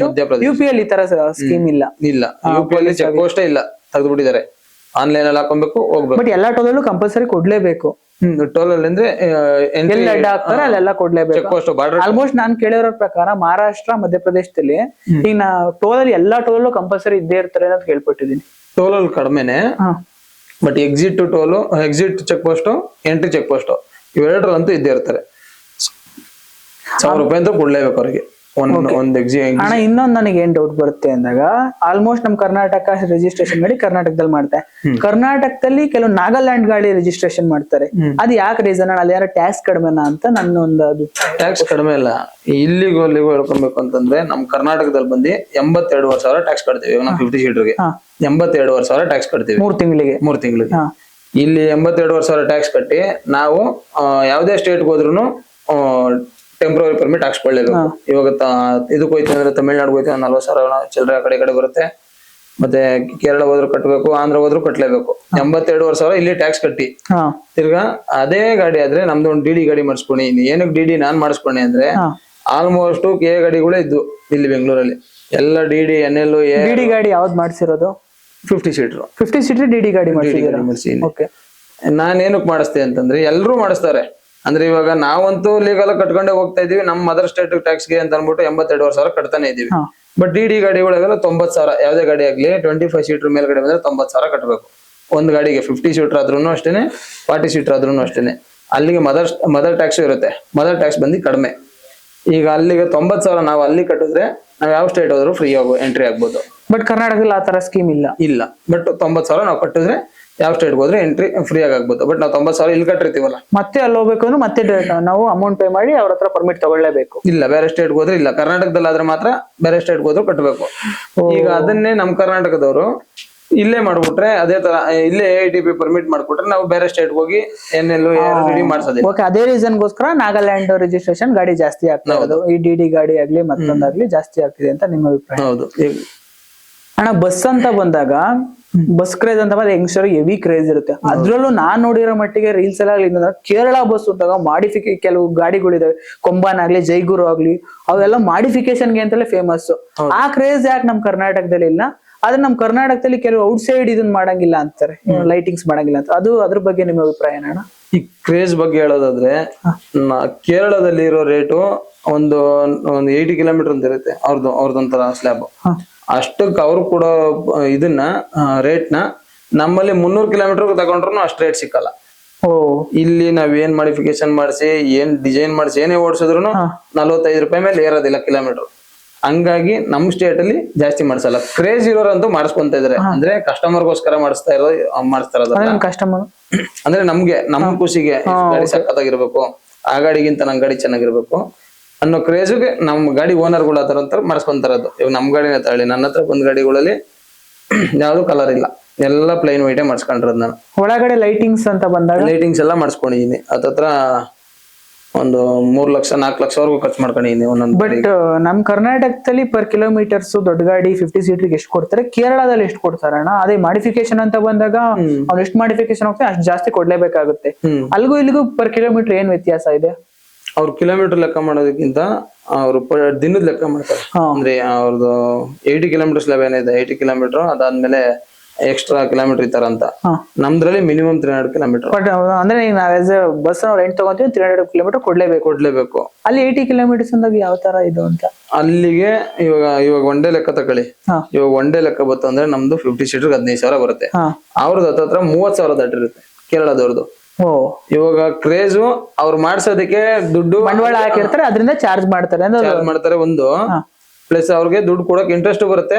ಇವ್ರು ಎಕ್ಸ್ಟ್ರಾ ಕೇಳೋದಕ್ಕೆ ಒಂದು ಯಾಕೆ ನಾನು ಮಾಡಿಫಿಕೇಶನ್ ಮಾಡಿದ್ರಿಂದ ನಿನಗೆ ಗಾಡಿ ಚೆನ್ನಾಗಿರೋದು ಕೊಟ್ಟಿದ್ದ ನೀನ್ ದುಡ್ಡು ಕೊಡ್ಲೇಬೇಕು ಅನ್ನೋ ಒಂದು ಧೈರ್ಯ ಅವರು ಆಸ್ ಎ ಟ್ರಾವೆಲ್ ಓನರ್ ಆಗಿ. ಇಲ್ಲಾದ್ರೆ ನಮ್ಮಲ್ಲಾದ್ರೆ ಕಿಲೋಮೀಟರ್ನು ಕಡಿಮೆನೆ, ಬಟ್ ಓನರ್ಗೆ ಇಷ್ಟ ಇದ್ರೆ ಮಾತ್ರ ಆ ಕ್ರೇಜ್ ಅಲ್ಲಿ ಡೆಕೋರೇಷನ್ ಮಾಡ್ತಾರೆ. ಇನ್ನೊಂದಣ್ಣ, ಡ್ರೈವರ್ಸ್ ಅಂತ ಬಂದಾಗ ಡ್ರಿಂಕ್ ಅಂಡ್ ಡ್ರೈವ್ ಜಾಸ್ತಿ ಕೇಸಸ್ ಬರ್ತವೆ ಡ್ರೈವರ್ಸ್ ಅಂತ ಅಂದಾಗ, ಆ ತರ ಸಿಚುಯೇಷನ್ಗಳು ನಿಮ್ ಡ್ರೈವರ್ಸ್ ಆಗ್ಲಿ ಈ ತರ ಆಗ್ಲಿ ಯಾರು ಮಾಡಿರೋರು ಇದಾರ? ಮತ್ತೆ ಬೇರೆ ಡ್ರೈವರ್ಸ್ ಗಳ ಬಗ್ಗೆ ನಿಮ್ಮ ಅಭಿಪ್ರಾಯ? ಯಾಕೆಂದ್ರೆ ಒಬ್ಬ ಓನರ್ ಆಗಿ ನೀವು ಇನ್ನೊಬ್ರು ಕೈಲಿ ಗಾಡಿ ಕೊಡ್ತೀವಿ ಅಂದ್ರೆ ಆ ಓನರ್ ನಿಮಗೆ ನಿಯತ್ತಾಗಿರ್ಬೇಕು. ಯಾಕಂದ್ರೆ 50 ಜನದ ಪ್ರಾಣ ಆಗ್ಲಿ ಇನ್ನೊಂದಾಗ್ಲಿ ಇನ್ನೊಬ್ರು ರೆಸ್ಪಾನ್ಸಿಬಿಲಿಟಿ ಇಟ್ಕೊಂಡು ಗಾಡಿ ಓಡಿಸ್ತಾನೆ ಅಂದಾಗ. ಹೌದು, ಅದ್ರ ಬಗ್ಗೆ ನಿಮ್ ಡ್ರಿಂಕ್ ಅಂಡ್ ಡ್ರೈವ್ ಅಂದ್ರೆ ನಮ್ಮಲ್ಲಿರೋರು ಆಲ್ಮೋಸ್ಟ್ ಯಾರು ಡ್ರಿಂಕ್ಸ್ ಮಾಡಲ್ಲ, ಅಷ್ಟು ಗಾಡಿ ಓಡಿಸ್ಬೇಕಾರೆ ಮಾಡ್ತಾರೆ ಇಲ್ಲ ಅನ್ನಲ್ಲ. ಗಾಡಿ ಓಡಿಸೋ ಟೈಮಲ್ಲಿ ಮಾಡಲ್ಲ, ಮುಟ್ಟಲ್ಲ. ಅವ್ರದ್ದೇನ ಫ್ರೀ ಕೆಲಸ ಇದ್ದಾಗ ಅವ್ರ ಹೊರಗಡೆ ಹೋಗಿದ್ದಾಗ ಅವ್ರ ಪಡಗೋರ್ ಮಾಡ್ಕೊಂತಾರೆ. ಇದೇ ಮುಂಚೆ ಒಂದು 2018-2021ರಲ್ಲಿ 2 ಕ್ಯಾಂಟರ್ ಇದ್ದು ನಾವು. ಅದ್ರ ಕ್ಯಾಂಟರ್ ಗಾಡಿಗೆ ಹಾಕೊಂಡು ಆಲ್ಮೋಸ್ಟ್ ಅಂದ್ರೆ ಬಸ್ಸು ಮಾಡಿ ಕ್ಯಾಂಟರ್ ಫೀಲ್ಡ್ ಅಲ್ಲೂ ಮಾಡಿದೀರಾ ನೀವು? ಆ ಟೈಮಲ್ಲಿ ಸ್ವಲ್ಪ ಡ್ರಿಂಕ್ಸ್ ಇತ್ತು ಹುಡುಗರ್ದವ್ರು ಇಬ್ರದನು. ಅವ್ರನ್ನ ಇಳಿಸ್ಕೊಂಡ್ವಿ, ಬೇಡ ಸುಮ್ನೆ, ಯಾಕಂದ್ರೆ ನಮ್ ತಲೆಗೆ ಬರೋದು. ಯಾಕಂದ್ರೆ ನೀವು ಬಂಡವಾಳ ಹಾಕಿರ್ತೀರಾ ಅಂದಾಗ ನಿಮ್ ತಲೆಗೆ ಬರುತ್ತೆ. ಕುಡಿತಾರೆ ಅಂತ ಗೊತ್ತಾದ್ರೆ ಅವ್ರನ್ನ ಅರ್ಧ ಗಂಟೆ ಇಕ್ಕೊಂಬಾರ್ದು. ಅಂದ್ರೆ ಅವ್ರು ಕುಡಿತಾರೆ ಇಲ್ಲ ಅಂತಲ್ಲ, ಗಾಡಿ ಇದ್ದಾಗ ಮುಟ್ಟಬಾರ್ದು ಅವ್ರು. ಇನ್ನ ಬೆಳಗಿನ ಜಾವ ಪಿಕಪ್ ಐತೆ ಅಂದ್ರೂ ಮುಟ್ಟಬಾರ್ದು. ಹಂಗಿದ್ದಾಗ ಮುಡಿಕೊಂಬೇಕು ಅವ್ರನ್ನ, ಇಲ್ಲ ಅಂದ್ರೆ ತೆಗ್ದಾಕ್ಬಿಡ್ಬೇಕು. ಸುಮ್ನೆ ನಮ್ ತಲೆ ಗಂಟೆ ಬರೋ ಗಂಟೆ ಬಿಟ್ಟು ಆ ತರದ ನಮಗೆ ಬೇಡ ಅಂತ. ಅಣ್ಣ ಇನ್ನೊಂದ್ ಫನ್ನಿ ಏನಂದ್ರೆ, ಜನಗಳ ಮಾತಲ್ಲಿ ಏನಂದ್ರೆ ಡ್ರೈವರ್ಸಿಗೆ ಹೆಣ್ ಕೊಡಲ್ಲ ಅನ್ನೋದು ಇದೊಂದ್ ಮಾತು ಎಲ್ಲರೂ ಕೇಳ್ಪಟ್ಟಿದ್ರು. ಯಾಕೆ ಅಂದ್ರೆ ಪ್ರಾಣ ಬಾಯಲ್ಲಿ ಹಿಡ್ಕೊಂಡು ಓಡ್ತಾರೆ. ಜನದೊಂದ್ ಮಿತ್ ಆಗ್ಲಿ ಇನ್ನೊಂದಾಗ್ಲಿ, ಯಾರೋ ಹೆಣ್ ಕೊಡೋರು ಅವ್ರ ತಂದೆ ತಾಯಿ ಯೋಚನೆ ಮಾಡೋದು ಆತರ. ಅದ್ರ ಬಗ್ಗೆ ನಿಮ್ ಅಭಿಪ್ರಾಯ ಏನ್ ಹೇಳ್ತೀರಣ್ಣ? ಹೆಣ್ ಕೊಡೋದು ಅಂತಂದ್ರೆ ಇವಾಗ ನೋಡ್ರಿ, ಈ ಡ್ರೈವರ್ ಅಂದ್ರೆ ಒಂದೇ ತರ ಇರಲ್ಲ. ಇವಾಗ ಎಲ್ಲಾ ಡ್ರೈವರ್ ಒಂದೇ ತರ ಇರಲ್ಲ. ಇವಾಗ ಫಸ್ಟ್ ಸ್ಟಾರ್ಟಿಂಗ್ ಹಾಳಾಗೋಗಿದ್ದವನು ಇವಾಗ ಅಷ್ಟೇ ಚೆನ್ನಾಗಿರ್ತಾನೆ. ಇವಾಗ ಇವಾಗ ನಮ್ಮ ಅತ್ತೆ ಮಾವನೇ ತಗೊಳ್ಳಿ, ಅಂತ ಒಂದ್ ಕಾರ್ ಇತ್ತು, ಒಂದ್ TT ಇತ್ತು, ಕಾರ್ ಮಾರ್ಬಿಟ್ಟಿದೆ ಅಷ್ಟೊತ್ತಿಗೆ. ಒಂದ್ TT ಇತ್ತು, ಇವಾಗ ನಮ್ಮ ಇವ್ರು ತಗಂತಾರೆ ಮುಂದಕ್ಕೆ ಅಂತ ಅವ್ರಿಗೆ ಐಡಿಯಾ ಇತ್ತಾ? ಇಲ್ಲ. ಒಂದ್ ನಂಬಿಕೆ ಇಡ್ಬೇಕು, ಅವ್ರು ಹೆಣ್ ಕೊಡ್ಬೇಕು. ಡ್ರೈವರ್ ಆಗ್ಲಿ ರೈತರಿಗೆ ಆಗ್ಲಿ ಹೆಣ್ ಕೊಡ್ಬೇಕು. ಮುಂದಕ್ಕೆ ಅವ್ರದ್ದು ಈ ಯಾರದೇ ಆಗ್ಲಿ ಒಂದ್ ಲೈಫ್ ಕೋಟ್ಯಾಧೀಶ್ವರನು ಅದ್ರ ಮುಂಚೆಲೆ ಜಡ್ಜ್ ಮಾಡಬಾರ್ದು ಅಂತ ಹೇಳಿದ್ರೆ, ಯಾರು ಹೆಂಗ್ ಬೇಕಾದ್ರೂ ಹೋಗ್ಬೋದು. ಸ್ಕ್ರಾಚ್ ಇಂದ ಹಿಡಿದು ನೀವೇ ನಮ್ ಮುಂದೆನೆ ಇದ್ದೀರಾ. ಆಸ್ ಎ ಕಾರ್ ಇಂದ ಹಿಡಿದು ಇಷ್ಟು ದೊಡ್ಡ ಬಸ್ಗಳನ್ನ ಮಾಡೋ ತನಕ ನೀವೇ ಇನ್ಸ್ಪಿರೇಷನ್. ಹೌದು, ಆತರ ಮುಂಚೆನೆ ಯೋಚನೆ ಮಾಡಬಾರ್ದು ಅಷ್ಟೇ, ಜಡ್ಜ್ ಮಾಡಬಾರ್ದು ಡ್ರೈವರ್ಸ್ ಅಂತ. ಸ್ಟಾರ್ಟಿಂಗ್ ಅಲ್ಲೇ ಇವಾಗ ನಾವು ಕೆಟ್ಟವ್ರು ಒಳ್ಳೆಯವರು ಅನ್ನೋದು ಯಾರಿಂದ, ಇವಾಗ ನೀವೇ ಆಗ್ಲಿ ನಿಮ್ ಬಗ್ಗೆ ಮಾತಾಡ್ತಾರೆ, ನನ್ಗೂ ನಿಮ್ ಬಗ್ಗೆ ಅಷ್ಟು ಗೊತ್ತಿರಲ್ಲ, ಮಾತಾಡ್ಬಾರ್ದು. ಮುಂದೆ ಹೋಯ್ತಾ ಹೋಯ್ತಾ ನೋಡ್ಕೊಂಡು ಕೆಲವ್ರು ಹಾಳಾಗೋರು ಇರ್ತಾರೆ, ಹಾಳಾಗೋರು ಕಮ್ಮಿನೇ ಡ್ರೈವಿಂಗ್ ಫೀಲ್ಡ್ ಅಲ್ಲಿ, ಉದ್ಧಾರ ಆಗಿರೋರು ಸುಮಾರು ಜನ ಇದ್ದಾರೆ. ಜಾಸ್ತಿ ಉದ್ಧಾರ ಆಗಿರೋದ್ರೆ ಹಾಳಾಗಿರೋದ್ರಿಂದ. ಈಗ ಡ್ರೈವಿಂಗ್ ಮಾಡೋ ಟೈಮಲ್ಲಿ ಓವರ್ ನೈಟ್ ನಿದ್ದೆ ಬರುತ್ತೆ, ಆ ನಿದ್ದೆ ಎಲ್ಲ ಯಾವ ರೀತಿ ಕಂಟ್ರೋಲ್ ಮಾಡ್ತೀರಾ? ನಿದ್ದೆ ಕಂಟ್ರೋಲ್ ಮಾಡ್ಬೇಕಂದ್ರೆ ಜಾಸ್ತಿ ಆಲ್ಮೋಸ್ಟ್ ಮುಖ ತೊಳಿತೀವಿ. ಈಗ ಸೋಡಾದಲ್ಲಿ ಮುಖ ತೊಳೆದಿರೋದೈತೆ, ಸ್ಪ್ರೈಟ್ ಅಲ್ಲಿ ಮುಖ ತೊಳೆದಿರೋದೈತೆ, ನೀರ್ ಇಲ್ದೇ ಇರೋ ಟೈಮಲ್ಲಿ ನೀರಲ್ಲ ಅಂದ್ರೆ ಅದೇನು ಅದ್ರಲ್ಲಿ ತೊಳೆದ್ರೆ ಸ್ವಲ್ಪ ನಿದ್ದೆ ಜಾಸ್ತಿನೇ ಕಂಟ್ರೋಲ್ ಆಗುತ್ತೆ ಅಂತ. ಅದೇನಾದ್ರು ಸೋಡಾ ಏನಾದ್ರು ಕಣ್ಣಿಗೆ ಎಫೆಕ್ಟ್ ಮಾಡಿ ನಿದ್ದೆ ಬರ್ದಿರುತ್ತಲ್ಲ, ಸೋಡಾ ಒಂಥರ ಉರಿತಾ ಇರತ್ತಲ್ಲ, ಹಂಗಾಗಿ ಸೋಡಾ ಇವಾಗ ಹಂಗೂ ಆಗಿಲ್ಲ ಅಂದ್ರೆ ಸೈಡ್ಗೆ ಹಾಕಿ ಮಲ್ಕೊಂಡಿದ್ದು ಐತೆ. ಕಸ್ಟಮರ್ ಅಂತ ಕೆಲವ್ರಂತೂ ಇವನೇನ್ ಮಲ್ಕೊಂಬಿಟ್ಟ ಅನ್ಕೊಂಡು ಲಾಸ್ಟ್ ಮೂಮೆಂಟ್ ಹೋಗಿ ಬರೋರ್ಗೆ ಏನು ಮಾತಾಡಿರಲ್ಲ, ಡ್ರಾಪ್ ಮಾಡೋ ಟೈಮಲ್ಲಿ ಜಗಳ ಮಾಡಿರೋದು ಐತೆ. ದುಡ್ಡು ಕೊಡೋ ಟೈಮಲ್ಲಿ ನೀನ್ ಮಲಗಿದ್ದೆ ನಾನು ಯಾಕೆ ಕೊಡ್ಬೇಕು ಆ ಟೈಮಲ್ಲಿ ಕೇಳಿರಲ್ಲ. ಬಟ್ ಅವ್ರ ಸೇಫ್ಟಿ ಯೋಚನೆ ಮಾಡಿರಲ್ಲ ಇವರು. ಇವರು ಒಬ್ಬ ಮಲ್ಕೊಂಡ್ರೆ ಇವ್ರು ಏನೋ ಎಲ್ರಿಗೂ ಒಂಥರ ಸೇಫ್ ಅಂತ ಅಲ್ವಾ. ಇವಾಗ ಅದೇ ಅವ್ನ್ ಡ್ರೈವಿಂಗ್ ಮಾಡ್ಕೊಂಡೆ ಮಲ್ಕೊಂಡಿದ್ರೆ ಎಲ್ಲಿರುತ್ತೆ ಸೇಫ್? ಅವ್ರ ಪ್ರಾಣ ಅವ್ರಿಗೆ ಅರ್ಥ ಆಗಲ್ಲ, ರೆಸ್ಪಾನ್ಸಿಬಿಲಿಟಿ ಅವ್ರಿಗೆ ಅರ್ಥ ಆಗಲ್ಲ. ಆಮೇಲೆ ಈ ಟಿ ಅಂತ ಬಂದಾಗ ಕೆಲವು ಟೈಮು ಈ ಸೀಸನ್ ವೈಸ್ ಟ್ರಿಪ್ಸ್ ಅಂದಾಗ ನವೆಂಬರ್, ಡಿಸೆಂಬರ್, ಜಾನ್, ಫೆಬ್ ಈ ಟೈಮಲ್ಲಿ ಮಾತ್ರ ಟ್ರಿಪ್ಸ್ ಓಡ್ತವೆ, ಈ ಶಬರಿಮಲೆ ಸೀಸನ್. ಮತ್ತೆ ಈ ಮಿಕ್ಕಿರೋ ಟೈಮಲ್ಲಿ ಗಾಡಿಗಳು ಓಡಲ್ಲ. ಆ ಟೈಮಲ್ಲಿ ಕೆಲವು ಕಂಪ್ನಿಗಳಿಗೆ ಗಾಡಿಗಳು ಬಿಡ್ತಾರೆ. ಆ ಟೈಮಲ್ಲಿ ಯಾವ ತರ ವರ್ಕ್ ಆಗುತ್ತೆ? ಈ ಕಂಪ್ನಿಗಳು ಗಾಡಿಗಳು ಬಿಡ್ತಾರಲ್ಲ, ಆ ತರ ರೆವಿನ್ಯೂ ಜನರೇಟ್ ಆಗುತ್ತಾ? ಅದು ಕಂಪ್ನಿದು ಅಂದ್ರೆ ಮಾಡ್ಲ ಗಾಡಿನೇ ಬೇಕಂತಾರೆ. ಇವಾಗ 4 ವರ್ಷ 5 ವರ್ಷದ ಗಾಡಿ ಇದ್ರೆ ಅಟ್ಯಾಚ್ ಮಾಡ್ಕೊಳ್ಳೋದೇ ಇಲ್ಲ ಕಂಪ್ನಿಗಳಲ್ಲಿ. 4 ವರ್ಷದ ಮೇಲೆ ಅಟ್ಯಾಚ್ ಮಾಡ್ಕೊಳ್ಳಲ್ಲ, ಹೊಸ ಗಾಡಿನೇ ತಗೊಬೇಕು. ಅಲ್ಲೂ ಹೊಸ ಗಾಡಿನೇ ಅಟ್ಯಾಚ್ ಮಾಡಿ ಅಲ್ಲಿ ಸಂಬಂಧ ಮಾಡ್ಬೇಕು. ಬಟ್ ಕಂಪ್ನಿಲಿ ಏನ್ ಮೋಸ ಇಲ್ಲ ಅಂತಲ್ಲ. ಸುಮಾರು ನನ್ನ ಫ್ರೆಂಡ್ಸ್ ಇದಾರೆ, ಕಂಪ್ನಿ ಗಾಡಿಲಿ ಹಾಕೊಂಡು ಒಂದ್ ಗಾಡಿ ತಗೊಂಡಿರ್ತಾರೆ, ತಿರ್ಗಾ ಅದು 4 ವರ್ಷ ಮುಗಿದ್ಮೇಲೆ ಆ ಗಾಡಿ ಮಾರ್ತಾರೆ, ಮತ್ತೆ ತಗೊಂತಾರೆ. ಕಂಪ್ನಿಲಿ ವರ್ಕೌಟ್ ಇದೆ. ಬಟ್ ನಮ್ಮಲ್ಲಿ ಏನಂದ್ರೆ ಕೆಲವರು ಟೂರಿಸ್ಟ್ ಗೆ ಅಂತ ಇಂಟ್ರೆಸ್ಟ್ ಕೊಟ್ಬಿಟ್ಟಿದ್ದಾರೆ, ಟೂರಿಸ್ಟ್ ಅಲ್ಲೇ ಇರ್ತಾರೆ. ಟೂರಿಸ್ಟರ್ ಕಂಪ್ನಿ ಗಿಡಕ್ಕೆ ಇಷ್ಟಪಡಲ್ಲ, ಯಾಕೆಂದ್ರೆ ಟ್ರಾಫಿಕ್ ಎಲ್ಲ ಅವ್ರಿಗೆ ಅಡ್ಜಸ್ಟೇ ಆಗಲ್ಲ. ನನ್ಗೂ ಅಷ್ಟೇ, ಕಂಪ್ನಿ ಗಾಡಿ ಅಡ್ಜಸ್ಟ್ ಆಗಲ್ಲ. ಕಂಪ್ನಿ ಗಾಡಿ ಅಂದ್ರೆ ಆ ಟ್ರಾಫಿಕ್ ಅಲ್ಲಿ ಓಡ್ಸಕ್ಕಾಗಲ್ಲ. ಓಕೆ, ಈ ಕಂಪ್ನಿಗಳಿಗೆ ಗಾಡಿ ಬಿಡ್ತಾರಲ್ಲ, ಅದಕ್ಕೂ ಅವ್ರು ರನ್ ಮಾಡೋದಕ್ಕೂ ನೀವು ಟ್ರಾವೆಲಿಂಗ್ ಫೀಲ್ಡ್ ಅಂದ್ರೆ ಟ್ರಿಪ್ಸ್ ಮಾಡಿ ಶಬರಿಮಲೆ ಟೈಮಲ್ಲಿ ಮಾಡ್ತಾರಲ್ಲ, ಅದಕ್ಕೂ ಇನ್ಕಮ್ ಎಷ್ಟು ಜನರೇಟ್ ಆಗುತ್ತೆ? ಕಂಪ್ನಿ ಅಂತ ಬಂದಾಗ ನನ್ಗೆ ಏನಂದ್ರೆ ಒಂದು ತಿಂಗಳ ಪೇಮೆಂಟ್ ಬರ್ತಾ ಇರುತ್ತೆ. ನಿಮ್ದು ಏನಂದ್ರೆ ಈಗ ಟ್ರಿಪ್ಸ್ ಇದ್ರೆ ಮಾತ್ರ ದುಡ್ಡು, ಇಲ್ದೇ ಇರೋ ದುಡ್ಡು. ಆದ್ರೆ ನಿಮಗೆ ಬೆನಿಫಿಟ್ ಏನಂದ್ರೆ ಟ್ರಿಪ್ಸ್ ಇದ್ದಾಗ ಅದ್ರ ಡಬಲ್ ಅರ್ನ್ ಮಾಡೋ ಕೆಪಾಸಿಟಿ ನಿಮ್ಗೆ ಇರುತ್ತೆ. ಬೆಸ್ಟ್ ಅಂತ ಹೇಳಕ್ ಹೋದ್ರೆ ನಾನು ಈ ಟೂರಿಸ್ಟ್ಗೂ ಕಂಪ್ನಿಗೂ ಕಂಪೇರ್ ಮಾಡೋದಾದ್ರೆ ಕಂಪ್ನಿ ಬೆಟರ್. ಯಾಕೆಂದ್ರೆ ತಿಂಗಳೆಲ್ಲ ವರ್ಷವೆಲ್ಲ ಇರುತ್ತೆ, ಬಾಡಿಗೆ ಎಲ್ಲ ಇರುತ್ತೆ. ನಮ್ಗೆ ನಾಳೆ ನಿಂತ್ಕೊಳ್ಳುತ್ತಲ್ಲಪ್ಪ ಏನಪ್ಪಾ ಅನ್ನಂಗಿಲ್ಲ. ಒಂದ್ ಟೈರ್ ಸಮಯ ಎಲ್ಲ ಕಡಿಮೆ ಟೈರ್ ಸಮಯದು. ಏನೇ ಒಂದ್ ಪ್ರಾಬ್ಲಮ್ ಬಂದ್ರು ಗಾಡಿ ಬೆಂಗಳೂರಲ್ಲಿ ನಮ್ಮಮ್ಮ ಅಂದ್ರೆ 100 ಕಿಲೋಮೀಟರ್, 50 ಕಿಲೋಮೀಟರ್ ಒಳಗಡೆ ಗಾಡಿ ಇರುತ್ತೆ. ಏನೇ ಒಂದಿದ್ರು ಹತ್ರಕ್ಕೆ ಹೋಗ್ಬಿಟ್ಟು ನೋಡ್ಬೋದು ಗಾಡಿದೇನೇ ಸಮಸ್ಯೆ ಇದ್ರು. ಈ ಟೂರಿಸ್ಟ್ ಗಾಡಿ ಆದ್ರೆ 1000 ಕಿಲೋಮೀಟರ್ ಹೋಗಿರುತ್ತೆ, 100 ಕಿಲೋಮೀಟರ್ ಹೋಗಿರುತ್ತೆ. ಬಟ್ ಕಂಪ್ನಿ ಗಾಡಿಲಿ ಜಿನಿಯನ್ ಸಂಪಾದನೆ ಮಾಡ್ಕೊಬಹುದು. ಇಲ್ಲೂ ಆರಾಮಾಗಿ ಸಂಪಾದನೆ ಚೆನ್ನಾಗಿದೆ. ನಮ್ ಟೂರಿಸ್ಟ್ ಹಂಗಂದ್ರೆ ಆಲ್ಮೋಸ್ಟ್ ಆಗಿದ್ದೆ ಸಂಪಾದನೆ, ನಮ್ ಕೈಯಲ್ಲಿ ಎಷ್ಟು ಸಂಪಾದನೆ ಆಗುತ್ತೆ ಅಷ್ಟೇ. ಈ ಕಂಪ್ನಿಯಲ್ಲಿ ಆಸ್ ಎ ಯಂಗ್ಸ್ಟರ್, ಈಗ ನಾನೇ ಒಂದು ಕಂಪ್ನಿ ಗಾಡಿ ಬಿಡ್ತೀನಿ ಟಿಟಿಗೆ, ಅವ್ರು ಎಷ್ಟರಿಂದ ಎಷ್ಟು ಅಮೌಂಟ್ ಪೇ ಮಾಡ್ತಾರೆ ನನಗೆ? ಈಗ ಕೆಲವೊಂದು ಕಂಪ್ನಿಗಳಲ್ಲಿ 2 ಲಕ್ಷ ಕೊಟ್ರೆ ಗಾಡಿ ಕೊಡ್ತಾರೆ. ಆ ತರದ್ ಆಲ್ಮೋಸ್ಟ್ ನನ್ನ ಹಿಡಿದ ಪ್ರಕಾರ ಆ ತರದೆಲ್ಲ ಬೇಡ ಅನ್ಕೊಂತೀನಿ. ಯಾಕೆಂದ್ರೆ ನೀವು ನಿಮ್ಮ ಹತ್ರ ನಾನು ಗಾಡಿ ತಗೊಂಡ್ರೆ ನಿಮ್ ಕಂಪ್ನಿಲೇ ಓಡಿಸ್ಬೇಕು, ಲೋನ್ ಮುಗಿಯೋವರೆಗೂ ನಿಮ್ ಕಂಪ್ನಿಲೇ ಓಡಿಸ್ಬೇಕು ನಾನು, ಆಯ್ತಾ? ಇವಾಗ ಅದನ್ನೇ ನೀವೇ ಬಂಡವಾಳ ಹಾಕಿ 2 ಲಕ್ಷ ಇಲ್ಲ ಹಾಕೋದನ್ನೇ ಇನ್ನೊಂದ್ 2-3 ಲಕ್ಷ ಜಾಸ್ತಿ ಹಾಕಿ ನೀವೇ ಸ್ವಂತಕ್ಕೆ ಒಂದ್ ಗಾಡಿ ತಗೊಂಡು ಗಾಡಿನ ಕಂಪ್ನಿಗೆ ಅಟ್ಯಾಚ್ ಮಾಡ್ಕೊಳ್ಳಿ. ಟೂರಿಸ್ಟ್ಗೆ ಅಂತ ಬರಕ್ ಹೋಗ್ಬಿಡಿ. ಯಾಕೆ ಇವಾಗಿನ ನಾವು ಅವಾಗ ಹೇಳದ್ನಲ್ಲ 12 ಲಕ್ಷ ಕೊಟ್ಟು ಗಾಡಿ ತಗೊಂಡೆ, ಅವಾಗ ಶೋರೂಮ್ ಗಾಡಿನ 12 ಲಕ್ಷ, ಇವಾಗ ಅದ್ರ 16 ಲಕ್ಷ. ಇವಾಗ ಅಲ್ಲಿಗೂ ಇಲ್ಲಿಗೂ ಡಿಫ್ರೆನ್ಸ್ ಲೆಕ್ಕ ಹಾಕೊಂಡ್ರೆ 50,000 EMI ಕಟ್ಬೇಕು. ಇವಾಗ ಮುಂಚೆ ಆದ್ರೆ 25,000 ಕಟ್ತಿದ್ದೆ, ಇವಾಗ 50,000 ಕಟ್ಬೇಕು. ಅದಕ್ಕೆ ಬೆಸ್ಟ್ ಅಂದ್ರೆ ಕಂಪ್ನಿಗೆ ಹಾಕೊಂಡು ಸಂಪಾದನೆ ಮಾಡೋದು ಬೆಸ್ಟ್. ಕಂಪ್ನಿಗಳಿಗೆ ಅಟ್ಯಾಚ್ ಮಾಡ್ಕೊಂತಾರೆ. ಎಷ್ಟು ಪೇ ಮಾಡ್ತಾರೆ ಅಂದಾಜು ಪರ್ ಮಂತ್ ಅನ್ನೋದು ನನ್ನ ಪ್ರಶ್ನೆ. ಇವಾಗ ರೂಟ್ ಪ್ರಕಾರ ಇವಾಗ ಒಂದ್ 3,000 ರೂಪಾಯಿ ಒಂದ್ ಶಿಫ್ಟ್ ಇರುತ್ತೆ, ಪಿಕಪ್ ಡ್ರಾಪ್. ಆಲ್ಮೋಸ್ಟ್ ನನ್ನ ಪ್ರಕಾರ ಒಂದ್ ತಿಂಗಳಿಗೆ 1 ಲಕ್ಷ ಕೊಡ್ತಾರಾ? ಲಕ್ಷನೂ ಇದೆ, 1,80,000 ಸಂಪಾದನೆ ಮಾಡೋರು, 1,80,000, 2 ಲಕ್ಷವರೆಗೂ ಸಂಪಾದನೆ ಮಾಡೋರು ಇದಾರೆ ಇವಾಗ. ಆದ್ರೆ 2 ಲಕ್ಷ ಅಂತ ಅಂದಾಗ ಅದನ್ನೆಲ್ಲ ಖರ್ಚು ಹೋದ್ರೆ ಒಬ್ಬ ಯಂಗ್ಸ್ಟರ್ ಆಗಿ ಇನ್ನೊಬ್ರಾಗಿ ಫುಲ್ ಕ್ಯಾಶ್ ಅಲ್ಲಿ ನಾನು ಗಾಡಿ ತಗೊಂಡಿದ್ದ ತಿಳ್ಕೊಳ್ಳಿ, 16 ಲಕ್ಷ ಕೊಟ್ಟು ನನಗೆ ಯಾವ EMI ಟೆನ್ಷನ್ ಇಲ್ಲ. ನಾನು ಆ 2 ಲಕ್ಷದಲ್ಲಿ ನನಗೆ ಯಾವ ತರ ಎಕ್ಸ್ಪೆನ್ಸಸ್ ಬರೋದು, ಟೈರ್ ಆಗ್ಲಿ ಪೆಟ್ರೋಲ್ ಆಗ್ಲಿ, ಆಸ್ ಎ ಡ್ರೈವರ್ ನಾನೇ ಸ್ವಂತ ಡ್ರೈವರ್ ಆಗಿ ನಾನು ಗಾಡಿ ಓಡಿಸ್ತೀನಿ ತಿಳ್ಕೊಳ್ಳಿ, ಎಷ್ಟು ನಾನು ದುಡ್ಡು ಮಾಡ್ಬೋದು? ಇವಾಗ ಅದ ಹೇಳದ್ನಲ್ಲ, ಇವಾಗ 2 ಲಕ್ಷ ಅಂತ ಹೇಳ್ದೆ, ನಿಮ್ ಟಾರ್ಗೆಟ್ 1.5 ಲಕ್ಷ ಅಂತೂ ಆಗುತ್ತೆ. ನಿಮ್ಗೆ ಏನ್ ಖರ್ಚು ಬರೋದು? ಒಂದು 10,000 ಆಯಿಲ್ ಚೇಂಜ್, 10,000 ಆಯಿಲ್ ಚೇಂಜ್ ಬಂತು ಅಂದ್ರೆ Euro 2 ಅಂತ ಗಾಡಿ ಇದೆ, BS4 BS6 ಎಲ್ಲ ಇದೆ. ಈ ನಮ್ ಗಾಡಿಗಳಿಗೂ ಇವಾಗ ಬರ್ತಾರ ಹೊಸ ಗಾಡಿಗಳಿಗೂ ಲೆಕ್ಕ ಮಾಡ್ಕೊಂಡ್ರೆ ಏನೊಂದು 6,000-7,000 ಮೇಂಟೆನೆನ್ಸ್, ಅದು ಆಯಿಲ್ ಚೇಂಜ್ ಮೇಂಟೆನೆನ್ಸ್. ಟೈರ್ ಅಂದ್ರೆ ಇವಾಗ 14,000 15,000 ಟೈರ್ ಆಗಿದೆ ಇವಾಗ, ಜೋಡಿ ಟೈರ್. ಅಷ್ಟೇ. ಅದನ್ ಬಿಟ್ರೆ ಏನ್ ನಮ್ಗೆ ತಿಂಗಳಿಗೆ ಅಂದ್ರೆ 10,000 ಗಾಡಿ ಖರ್ಚು ಬರ್ಬೋದು. ಹಾ ಸಂಪಾದನೆ ಅಂತ ನೀವು ಉಳಿಸ್ಕೊಂಡ್ರೆ 80,000 1,00,000 ಗಂಟೆ ಉಳಿಸ್ಕೊಬಹುದು. ಅಂದ್ರೆ ಫುಲ್ ಕ್ಯಾಶ್ ಇದ್ರೆ ಗಾಡಿ ಅಂದ್ರೆ ಟಿಟಿಗೆ ಕಂಪ್ನಿಗೆ ಅಟ್ಯಾಚ್ ಮಾಡೋದು ಬೆಸ್ಟ್ ಅಂತ. ಬೆಸ್ಟ್. ಆಮೇಲೆ ಈಗ ನೀವು ದೊಡ್ಡ ಬಸ್ ಮಾಡಿದಿರಲ್ಲ, ಆ ಬಸ್ ಅಂತ ಮಾಡಿದಾಗ ಆ ಚಾಸಿಗಳಾಗ್ಲಿ, ಆ ಚಾಸಿಗಳಿಗೆ ಇನ್ಸೂರೆನ್ಸ್ ಆಗ್ಲಿ ಟ್ಯಾಕ್ಸ್ ಆಗ್ಲಿ, ನಮ್ ಕರ್ನಾಟಕದಲ್ಲಿ ಗೊತ್ತಿದೆ ಇನ್ಸೂರೆನ್ಸ್ ಆಗ್ಲಿ ಟ್ಯಾಕ್ಸ್ ಆಗ್ಲಿ ಪ್ರತಿಯೊಂದು ಜಾಸ್ತಿನೇ ಇದೆ ಆಲ್ಮೋಸ್ಟ್ ನಮ್ಮ ಇಂಡಿಯಾದಲ್ಲಿ. ಅದನ್ನ ಯಾವ ತರ ಬ್ಯಾಲೆನ್ಸ್ ಮಾಡಿದ್ರ? ಚಾಸಿ ಎಲ್ಲಿ ತಗೊಂಡ್ಬಂದಿದ್ರ? ಕೆಲವು ರೀಚರ್ ಅಂತಾರೆ, ಭಾರತ್ ಬೆನ್ಸ್ ಅಂತಾರೆ, ಅಶೋಕ್ ಲೈಲ್ಯಾಂಡ್ ಅಂತಾರೆ. ಯಾವ ಗಾಡಿಗೆ ಯಾವ ಚಾಸಿ ಸೆಟ್ ಆಗುತ್ತೆ? ನಾನ್ ಫಸ್ಟ್ ಚಾರ್ಜ್ ತಗೊಂಡಿದ್ದು ಈಚರ್ 33 ಸೀಟರ್, 33+2 35 ಸೀಟರ್ ಈಚರ್ ತಗೊಂಡಿದ್ದೆ ನಾನು. ಈಚರ್ ಅಲ್ಲಿ ನಾನ್ ಬಿಟ್ಟಿದ್ದು ವಿನಾಯಕ ಬಾಡಿ ಬಿಲ್ಡ್. ನನ್ಗೆ ಆಸೆ ಇದ್ದಿದ್ದು ವಿನಾಯಕ ಬಾಡಿ ಬಿಲ್ಡ್ ಅಲ್ಲೇ ಕಟ್ಸ್ಬೇಕು ಅಂತ. ಅಂದ್ರೆ ಕೆಲವು ಇದಾವೆ, ವಿನಾಯಕ, ದಾಮೋದರ್, ಪ್ರಕಾಶ್, ಸಹಾರ. ಅದರಲ್ಲಿ ವಿನಾಯಕ 33 ಚೆನ್ನಾಗಿರುತ್ತೆ. 33, 25ಗೆ 21ಗೆ ಎಲ್ಲದಕ್ಕೂ ಚೆನ್ನಾಗಿರೋದು ವಿನಾಯಕ. ಅದು ಎಲ್ಲಿದೆ ಅಣ್ಣ? ಕುಂದಾಪುರದಲ್ಲಿ. ಉಡುಪಿ ಕುಂದಾಪುರ ತ್ರಾಸಿ. ಓಕೆ, ಅಲ್ಲಿ ಸೂಪರ್ ಬಾಡಿ ಎಲ್ಲ ಚೆನ್ನಾಗಿದೆ. ಇವಾಗ ಸಾರಾನು ಪರವಾಗಿಲ್ಲ, ಸಾರಾನು ಇಂಟೀರಿಯರ್ ಆಗ್ಲಿ ಎಲ್ಲ ಸಖತ್ತಾಗಿ ಬರ್ತಾ ಇದೆ. ಅದನ್ನು ಓಕೆ. ಈ ಪ್ರೆಸೆಂಟ್ ಒಂದು 35 ಸೀಟರ್ ಗಾಡಿ ಮಾಡ್ಸಿದ್ರೆ ಚಾಸಿ ಎಷ್ಟಾಗುತ್ತೆ ಮತ್ತೆ ಬಾಡಿ ಎಷ್ಟಾಗುತ್ತೆ?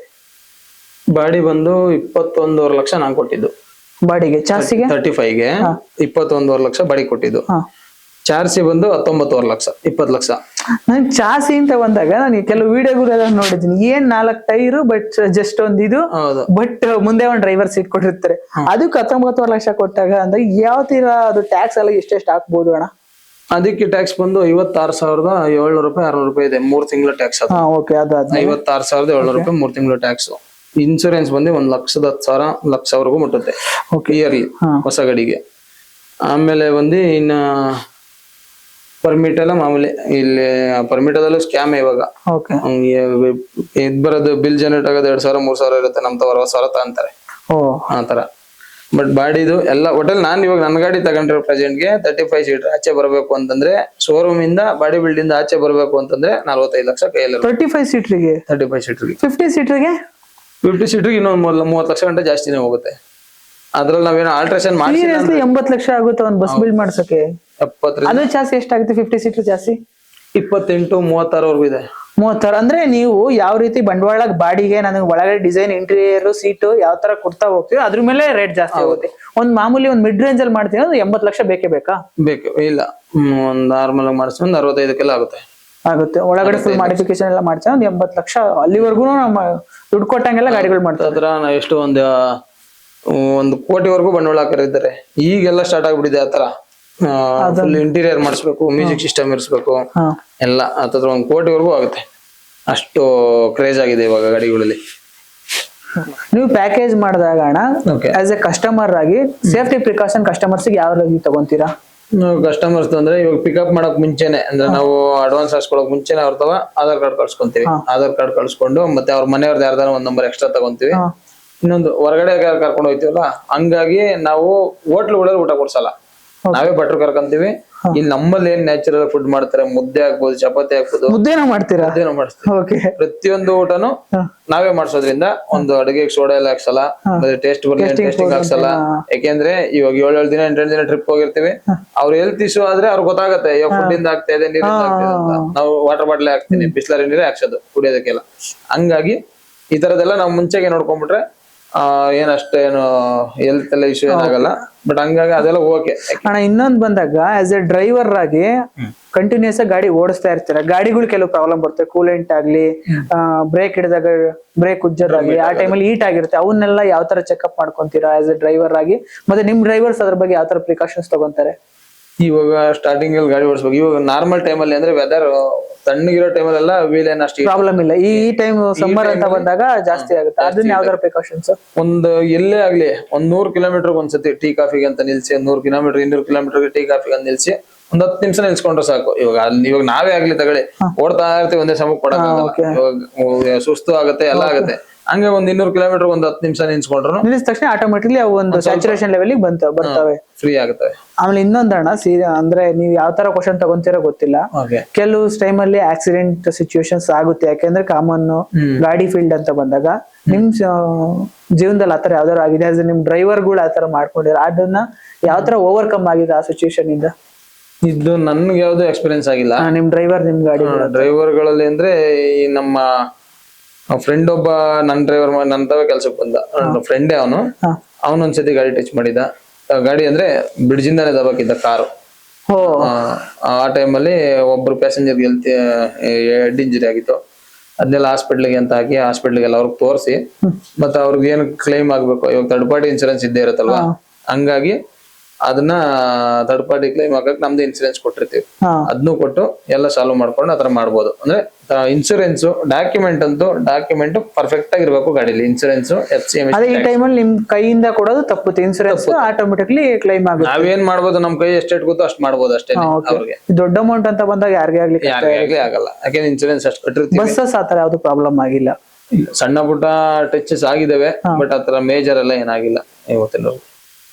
ಇನ್ಸೂರೆನ್ಸ್ ಅಂತ ಬಂದಾಗ ಗಾಡಿಗೆ first party, second party, third party ಅಂತ ಬರುತ್ತೆ. ಇನ್ಸೂರೆನ್ಸ್ ಅಂತ ಬಂದಾಗ ಆಸ್ ಎ ಒಂದ್ ಬಸ್ಸಲ್ಲಿ 50 ಜನ ಇರ್ತಾರೆ ಅಂತ ತಿಳ್ಕೊಳ್ಳಿ. ಏನಾದ್ರು ಒಂದು ಇನ್ಸಿಡೆಂಟ್ ಆದಾಗ ಇನ್ಸೂರೆನ್ಸ್ ನಮ್ ಮುಂದೆ ಅವರು ಯಾರು ಒಂದು ಗಾಡಿ ಬಂತು ಅಂದಾಗ ಅದ್ ಯಾವ ರೀತಿ ಕ್ಲೈಮ್ ವರ್ಕ್ ಆಗುತ್ತೆ, ಇನ್ಸೂರೆನ್ಸ್ ಕಂಪ್ನಿ ಅವ್ರು ಯಾವ ತರ ತಗೊಂತಾರೆ, ಬಾಡಿಗೂ ಕೊಡ್ತಾರೆ, ಕಡೆಯಿಂದ ಟಚ್ ಆಗಿರುತ್ತೆ ಅಂತ ನೀವು ಕೇಳ್ತಾರದು. ಕೇಳ್ತಾ ಇದ್ರಿ. ಫಾರ್ ಎಕ್ಸಾಂಪಲ್ ಒಂದು ಬಸ್ಸಿಗೆ ಒಂದು ಕಾರ್ ಬಂದ್ ಗುದ್ದುತ್ತೆ ತಿಳ್ಕೊಳ್ಳಿ, ಅದ್ ಯಾವ ತರ ಇನ್ಸೂರೆನ್ಸ್ ಕ್ಲೈಮ್ ವರ್ಕ್ ಆಗುತ್ತೆ?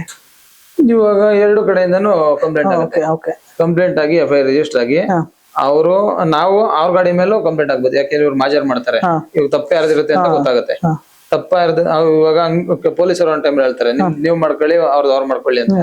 ಈ ತಪ್ಪು ಇವ್ರದೇ ಇದ್ದಾಗ ನಾವು ನಿಮ್ ಮೇಲೆ ಕೇಸ್ ಹಾಕೊಬಹುದು. ಅಂದ್ರೆ ನಿಮ್ ಕಡೆ ತಪ್ಪಿದೆ ಅಂತ ಅನ್ಬಿಟ್ಟು ನಿಮ್ ಇನ್ಸೂರೆನ್ಸ್ ಮೇಲೆ, ನಿಮ್ ಗಾಡಿ ನಂಬರ್ ಮೇಲೆ ನಾವು ಕೇಸ್ ಹಾಕ್ಬಿಟ್ಟು ನಾವು ನಿಮ್ ಇನ್ಸೂರೆನ್ಸ್ ನಾವು ಕ್ಲಿಯರ್ ಮಾಡ್ಕೊಬಹುದು. ಆತರ ಅಂದ್ರೆ ಈಗ ಪ್ಯಾಸೆಂಜರಿಗೆ ಫಾರ್ ಎಕ್ಸಾಂಪಲ್ ಒಳಗಡೆ ಪ್ರಾಬ್ಲಮ್ ಆಯ್ತು ಅಂದಾಗ ಎಲ್ಲರಿಗೂ ಕ್ಲೈಮ್ ಮಾಡ್ಕೋಬಹುದಾ? ಎಲ್ಲರಿಗೂ ಮಾಡ್ಕೊಬಹುದು. ಎಲ್ಲರಿಗೂ ಥರ್ಡ್ ಪಾರ್ಟಿ ಇನ್ಸೂರೆನ್ಸ್ ಅಂತ ಕಟ್ಟೋದೇ ಅದಕ್ಕೋಸ್ಕರ. 50 ಜನ ಅಂದ್ರೆ 50 ಜನಕ್ಕೂ ಕ್ಲೈಮ್ ಮಾಡೋ ಕೆಪಾಸಿಟಿ ಇನ್ಸೂರೆನ್ಸ್ ಇರುತ್ತೆ. ಗಾಡಿಗೂ ಮಾಡ್ಕೋಬಹುದು. ಒಂದು ನಮ್ಮ ಇವಾಗ 2016 ಮಾಡ್ಲಿಗೆ ಇವಾಗ ಹೊಸ ಗಾಡಿಗೆ 1,20,20,000 ಇನ್ಸೂರೆನ್ಸ್ ಕಟ್ತಾ ಇದೀವಿ ಪರ್ ಇಯರ್. ಇನ್ಸೂರೆನ್ಸ್ ಅಂದ್ರೆ ಡ್ರೈವರ್ಗೆ, ಗಾಡಿಗೆ, ಪ್ಲಸ್ ಪ್ಯಾಸೆಂಜರ್ಗೆ ಎಲ್ಲದಕ್ಕೂ ಸೇರಿಸಿ 1,20,000 ಗಂಟೆ ಕಟ್ತೀವಿ. ಹಂಗಾಗಿ ಮಾಡ್ಕೊಬಹುದು. ಮಾಡ್ಲು ಕಮ್ಮಿ ಇರೋ ಗಾಡಿಗಳಿಗೆ ಒಂದು 16 ಮಾಡ್ಲಿಗೆ 1 ಲಕ್ಷ ಇನ್ಸೂರೆನ್ಸ್ ಕಟ್ತಾ ಇದೀವಿ ಒಂದ್ ವರ್ಷಕ್ಕೆ. ಓಕೆ. ಪ್ರೆಸೆಂಟ್ ನಿಮ್ ಹತ್ರ ಎಷ್ಟು ಗಾಡಿ ಇದೆ ಅಣ್ಣ? ಪ್ರೆಸೆಂಟ್ ಇವಾಗ ನನ್ನ ಹತ್ರ ಒಂದು 7 ಗಾಡಿ ಇದಾವೆ. ಯಾವ್ದಾವ್ದು ಗಾಡಿ ಇದೆ? 3 ಟೆಂಪೋ ಟ್ರಾವೆಲರ್ ಇದೆ, ಆಮೇಲೆ 4 ಬಸ್ ಇದಾವೆ. ಕ್ಯಾಂಟ್ರು ಕಾರೆಲ್ಲ ಮಾರದೆ, 2 ಕ್ಯಾಂಟ್ರ್ ಇತ್ತು, 1 ಕಾರ್ ಇತ್ತಲ್ಲ. ಮೇಂಟೆನೆನ್ಸ್ ಮಾಡಕ್ಕಾಗಲ್ಲ ಅಂದ್ರೆ ರೀಸನ್ಗೋಸ್ಕರ ಮಾರಿದ್ರಿ. ಡ್ರೈವರ್ ಅದೇ ಯಾವಾಗ ಹೇಳ್ದಲ್ಲ, ಡ್ರಿಂಕ್ಸ್ ಎಲ್ಲ ಮಾಡಿ ಹಿಂಗೆಲ್ಲ ಪ್ರಾಬ್ಲಮ್ ನಮ್ಗೂನು. ಮದುವೆ ಆದ್ಮೇಲೆ 2 ಗಾಡಿ ಕೊಟ್ಬಿಟ್ಟೆ. ಇದು ಗೂಡ್ಸ್ ಗಾಡಿಗಳು ಆಗಲ್ಲ ಅಷ್ಟು ಅಂತ. ನಮ್ಗೆ ಅಡ್ಜಸ್ಟ್ ಆಗಿಲ್ಲ, ಕೆಲವ್ರಿಗೆ ಅಡ್ಜಸ್ಟ್ ಆಗಿದೆ, ನಮ್ಗೆ ಅಡ್ಜಸ್ಟ್ ಆಗಿಲ್ಲ, ಹಂಗಾಗಿ ಕೊಟ್ಬಿಟ್ಟೆ. ಅಂದ್ರೆ ಈಗ 7 ಗಾಡಿಗೆ ಇನ್ಸೂರೆನ್ಸ್ ಎಷ್ಟು ಕಟ್ಬೇಕು ನೀವು? ಇವಾಗ ತಗೊಳ್ಳಿ, 7 ಗಾಡಿಗೆ ಇನ್ಸೂರೆನ್ಸ್ ಅಂತ ಒಂದು ದೊಡ್ಡ ಅಮೌಂಟ್ ಆಗುತ್ತೆ. 3.5 ಲಕ್ಷ ಅಂದ್ರೆ ಬಸ್ 4 ಬಸ್ಗೆನೆ 3.5 ಲಕ್ಷ ಇನ್ಸೂರೆನ್ಸ್ ಕಟ್ತೀವಿ. ಟೋಟಲ್ ಅಂದಾಜು 3.5 ಬಸ್ಗೆ. TTಗೆ ಬಂದು 1 ಲಕ್ಷ, 4.5 ಲಕ್ಷ ಇನ್ಸೂರೆನ್ಸ್ ಕಟ್ಟಬೇಕು ಪರ್ ಇಯರ್. ರೋಡ್ ಟ್ಯಾಕ್ಸ್ ಅಂತ ಅಂದ್ರೆ total road tax, insurance, as A driver, ಒಂದ್ ಗಾಡಿಗೆ ಟೈರು ಎಲ್ಲ ಟೋಟಲ್ ಎಷ್ಟು ಖರ್ಚು ಬರುತ್ತೆ ಪರ್ ಇಯರ್? ಬೇಕು 2 ಲಕ್ಷ ಟ್ಯಾಕ್ಸೇ ಬಂದ್ಬಿಡುತ್ತೆ ನಮ್ಗೆ. ಇದು 4 ಒಂದು 5 ಲಕ್ಷವರೆಗೂ ಬರುತ್ತೆ ಒಂದು ಗಾಡಿ, ಒಂದು 50 ಸೀಟರ್ಗೆ. ಗಾಡಿಗೆ ಟ್ಯಾಕ್ಸು 3 ತಿಂಗಳ, 1 ವರ್ಷದ ಟ್ಯಾಕ್ಸು, ಇನ್ಸೂರೆನ್ಸು, ಮತ್ತೆ ಆ ಟೈರು ಅವು ಅಂತೆಲ್ಲ. ಇವಾಗ ಸದ್ಯಕ್ಕೆ ಪ್ರೆಸೆಂಟ್ಗೆ ನಮ್ ಗಾಡಿ ಟೈರ್ ಇರೋದು ಬಂದು 52,000 ಟೈರ್ಗೆ, ಒಂದ್ ಜೊತೆ ಟೈರ್ ಬಸ್ಸಿಗೆ. ಕಷ್ಟ ಇದೆ ಈಗೆಲ್ಲ ಮೇಂಟೈನ್ ಮಾಡೋದು, ಸಿಕ್ಕಾಪಟ್ಟೆ ಕಷ್ಟ ಇದೆ. ಡಿಮ್ಯಾಂಡ್ ಆಗಿದೆ ಅಷ್ಟು ಗಾಡಿಗಳೆಲ್ಲ ಸುಮಾರು. ಈಗೆಲ್ಲ ಹೊಸ ಗಾಡಿಗಳು ಬರ್ತಾ ಇದೆ, ಹಳೆ ಗಾಡಿಗಳು ಇದಾವೆ. ಈಗ ಎಲ್ಲಾ ಗಾಡಿಗಳು ಲೆಕ್ಕ ಹಾಕೊಂಡ್ರೆ ಈಗ ಟೂರಿಸ್ಟ್ ಬಜಾರಲ್ಲಿ ಅಂತ ಬಾಡಿಗೆ ಇಲ್ಲ. ಒಳ್ಳೊಳ್ಳೆ ಕಾರ್ಪೊರೇಟ್ ಕಂಪ್ನಿ ಹಿಡ್ಕೊಂಡಿರೋರಿಗೆ ಬಾಡಿಗೆ ಇದಾವೆ, ನಡೀತಿದೆ. ಈಗ ಅಂದ್ರೆ ಬಜಾರ್ ಗಾಡಿಗಳಲ್ಲಿ ಬಾಡಿಗೆಗಳು ಸಿಕ್ಕಾಪಟ್ಟೆ ಕಡಿಮೆ. ಇವಾಗ ಈಗಿನ ಜನರೇಷನ್ ಅಲ್ಲಿ ಮುಂದಕ್ಕೆ ಬರೋಕ್ ಕಷ್ಟ ಇದೆ. ಆಸ್ ಎ ಯಂಗ್ಸ್ಟರ್ ಆಗಿ ಈಗ ನನಗೆ ನಾನೇ ಕೇಳ್ತೀನಿ ಎಕ್ಸಾಂಪಲ್. ನಾನೀಗ ಗಾಡಿ ಫೀಲ್ಡಿಗೆ ಎಂಟ್ರಿ ಕೊಡ್ಸಿ, ಬಸ್ ಫೀಲ್ಡಿಗೆ ಎಂಟ್ರಿ ಕೊಡ್ಬೇಕಂದ್ರೆ ಡೈರೆಕ್ಟ್ ನಾನು 50 ಸೀಟರ್ ಬಾಡಿ ಕಟ್ಸಿ ಎಂಟ್ರಿ ಕೊಡೋದು ಬೆಸ್ಟ್. ಫಸ್ಟ್ ನಾನು ಚಿಕ್ಕ ಗಾಡಿಯಿಂದ ದೊಡ್ಡ ಗಾಡಿ ಹೋಗೋದು ಬೆಸ್ಟ್. ಏನೇ ಒಂದ್ ಮಾಡ್ಬೇಕು ಅಂದ್ರೂ ಇವಾಗ ಒಂದು ಗಿಡ ಸಣ್ಣದಿದ್ದೇ ಮರ ಆಗುತ್ತೆ. ಇವಾಗ ಹಂಗೆ ನಾವು ಈ ಸಣ್ಣದಿರೋದು ಕಾರಿಂದಲೇ ಇಲ್ಲಿವರೆಗೂ ಬಂದಿರೋದು. ಸಣ್ಣ ಕಾರು, ದೊಡ್ಡ ಮಧ್ಯದ ಗಾಡಿ, ಆಮೇಲೆ ದೊಡ್ಡ ಗಾಡಿ, ಅದಕ್ಕಿಂತ ದೊಡ್ಡ ಗಾಡಿ, ಹಂಗ್ ಮಾಡ್ಕೊಂಡಿದ್ರು ಸ್ಟೆಪ್ ಬೈ ಸ್ಟೆಪ್ ಹೋಗ್ಬೇಕು.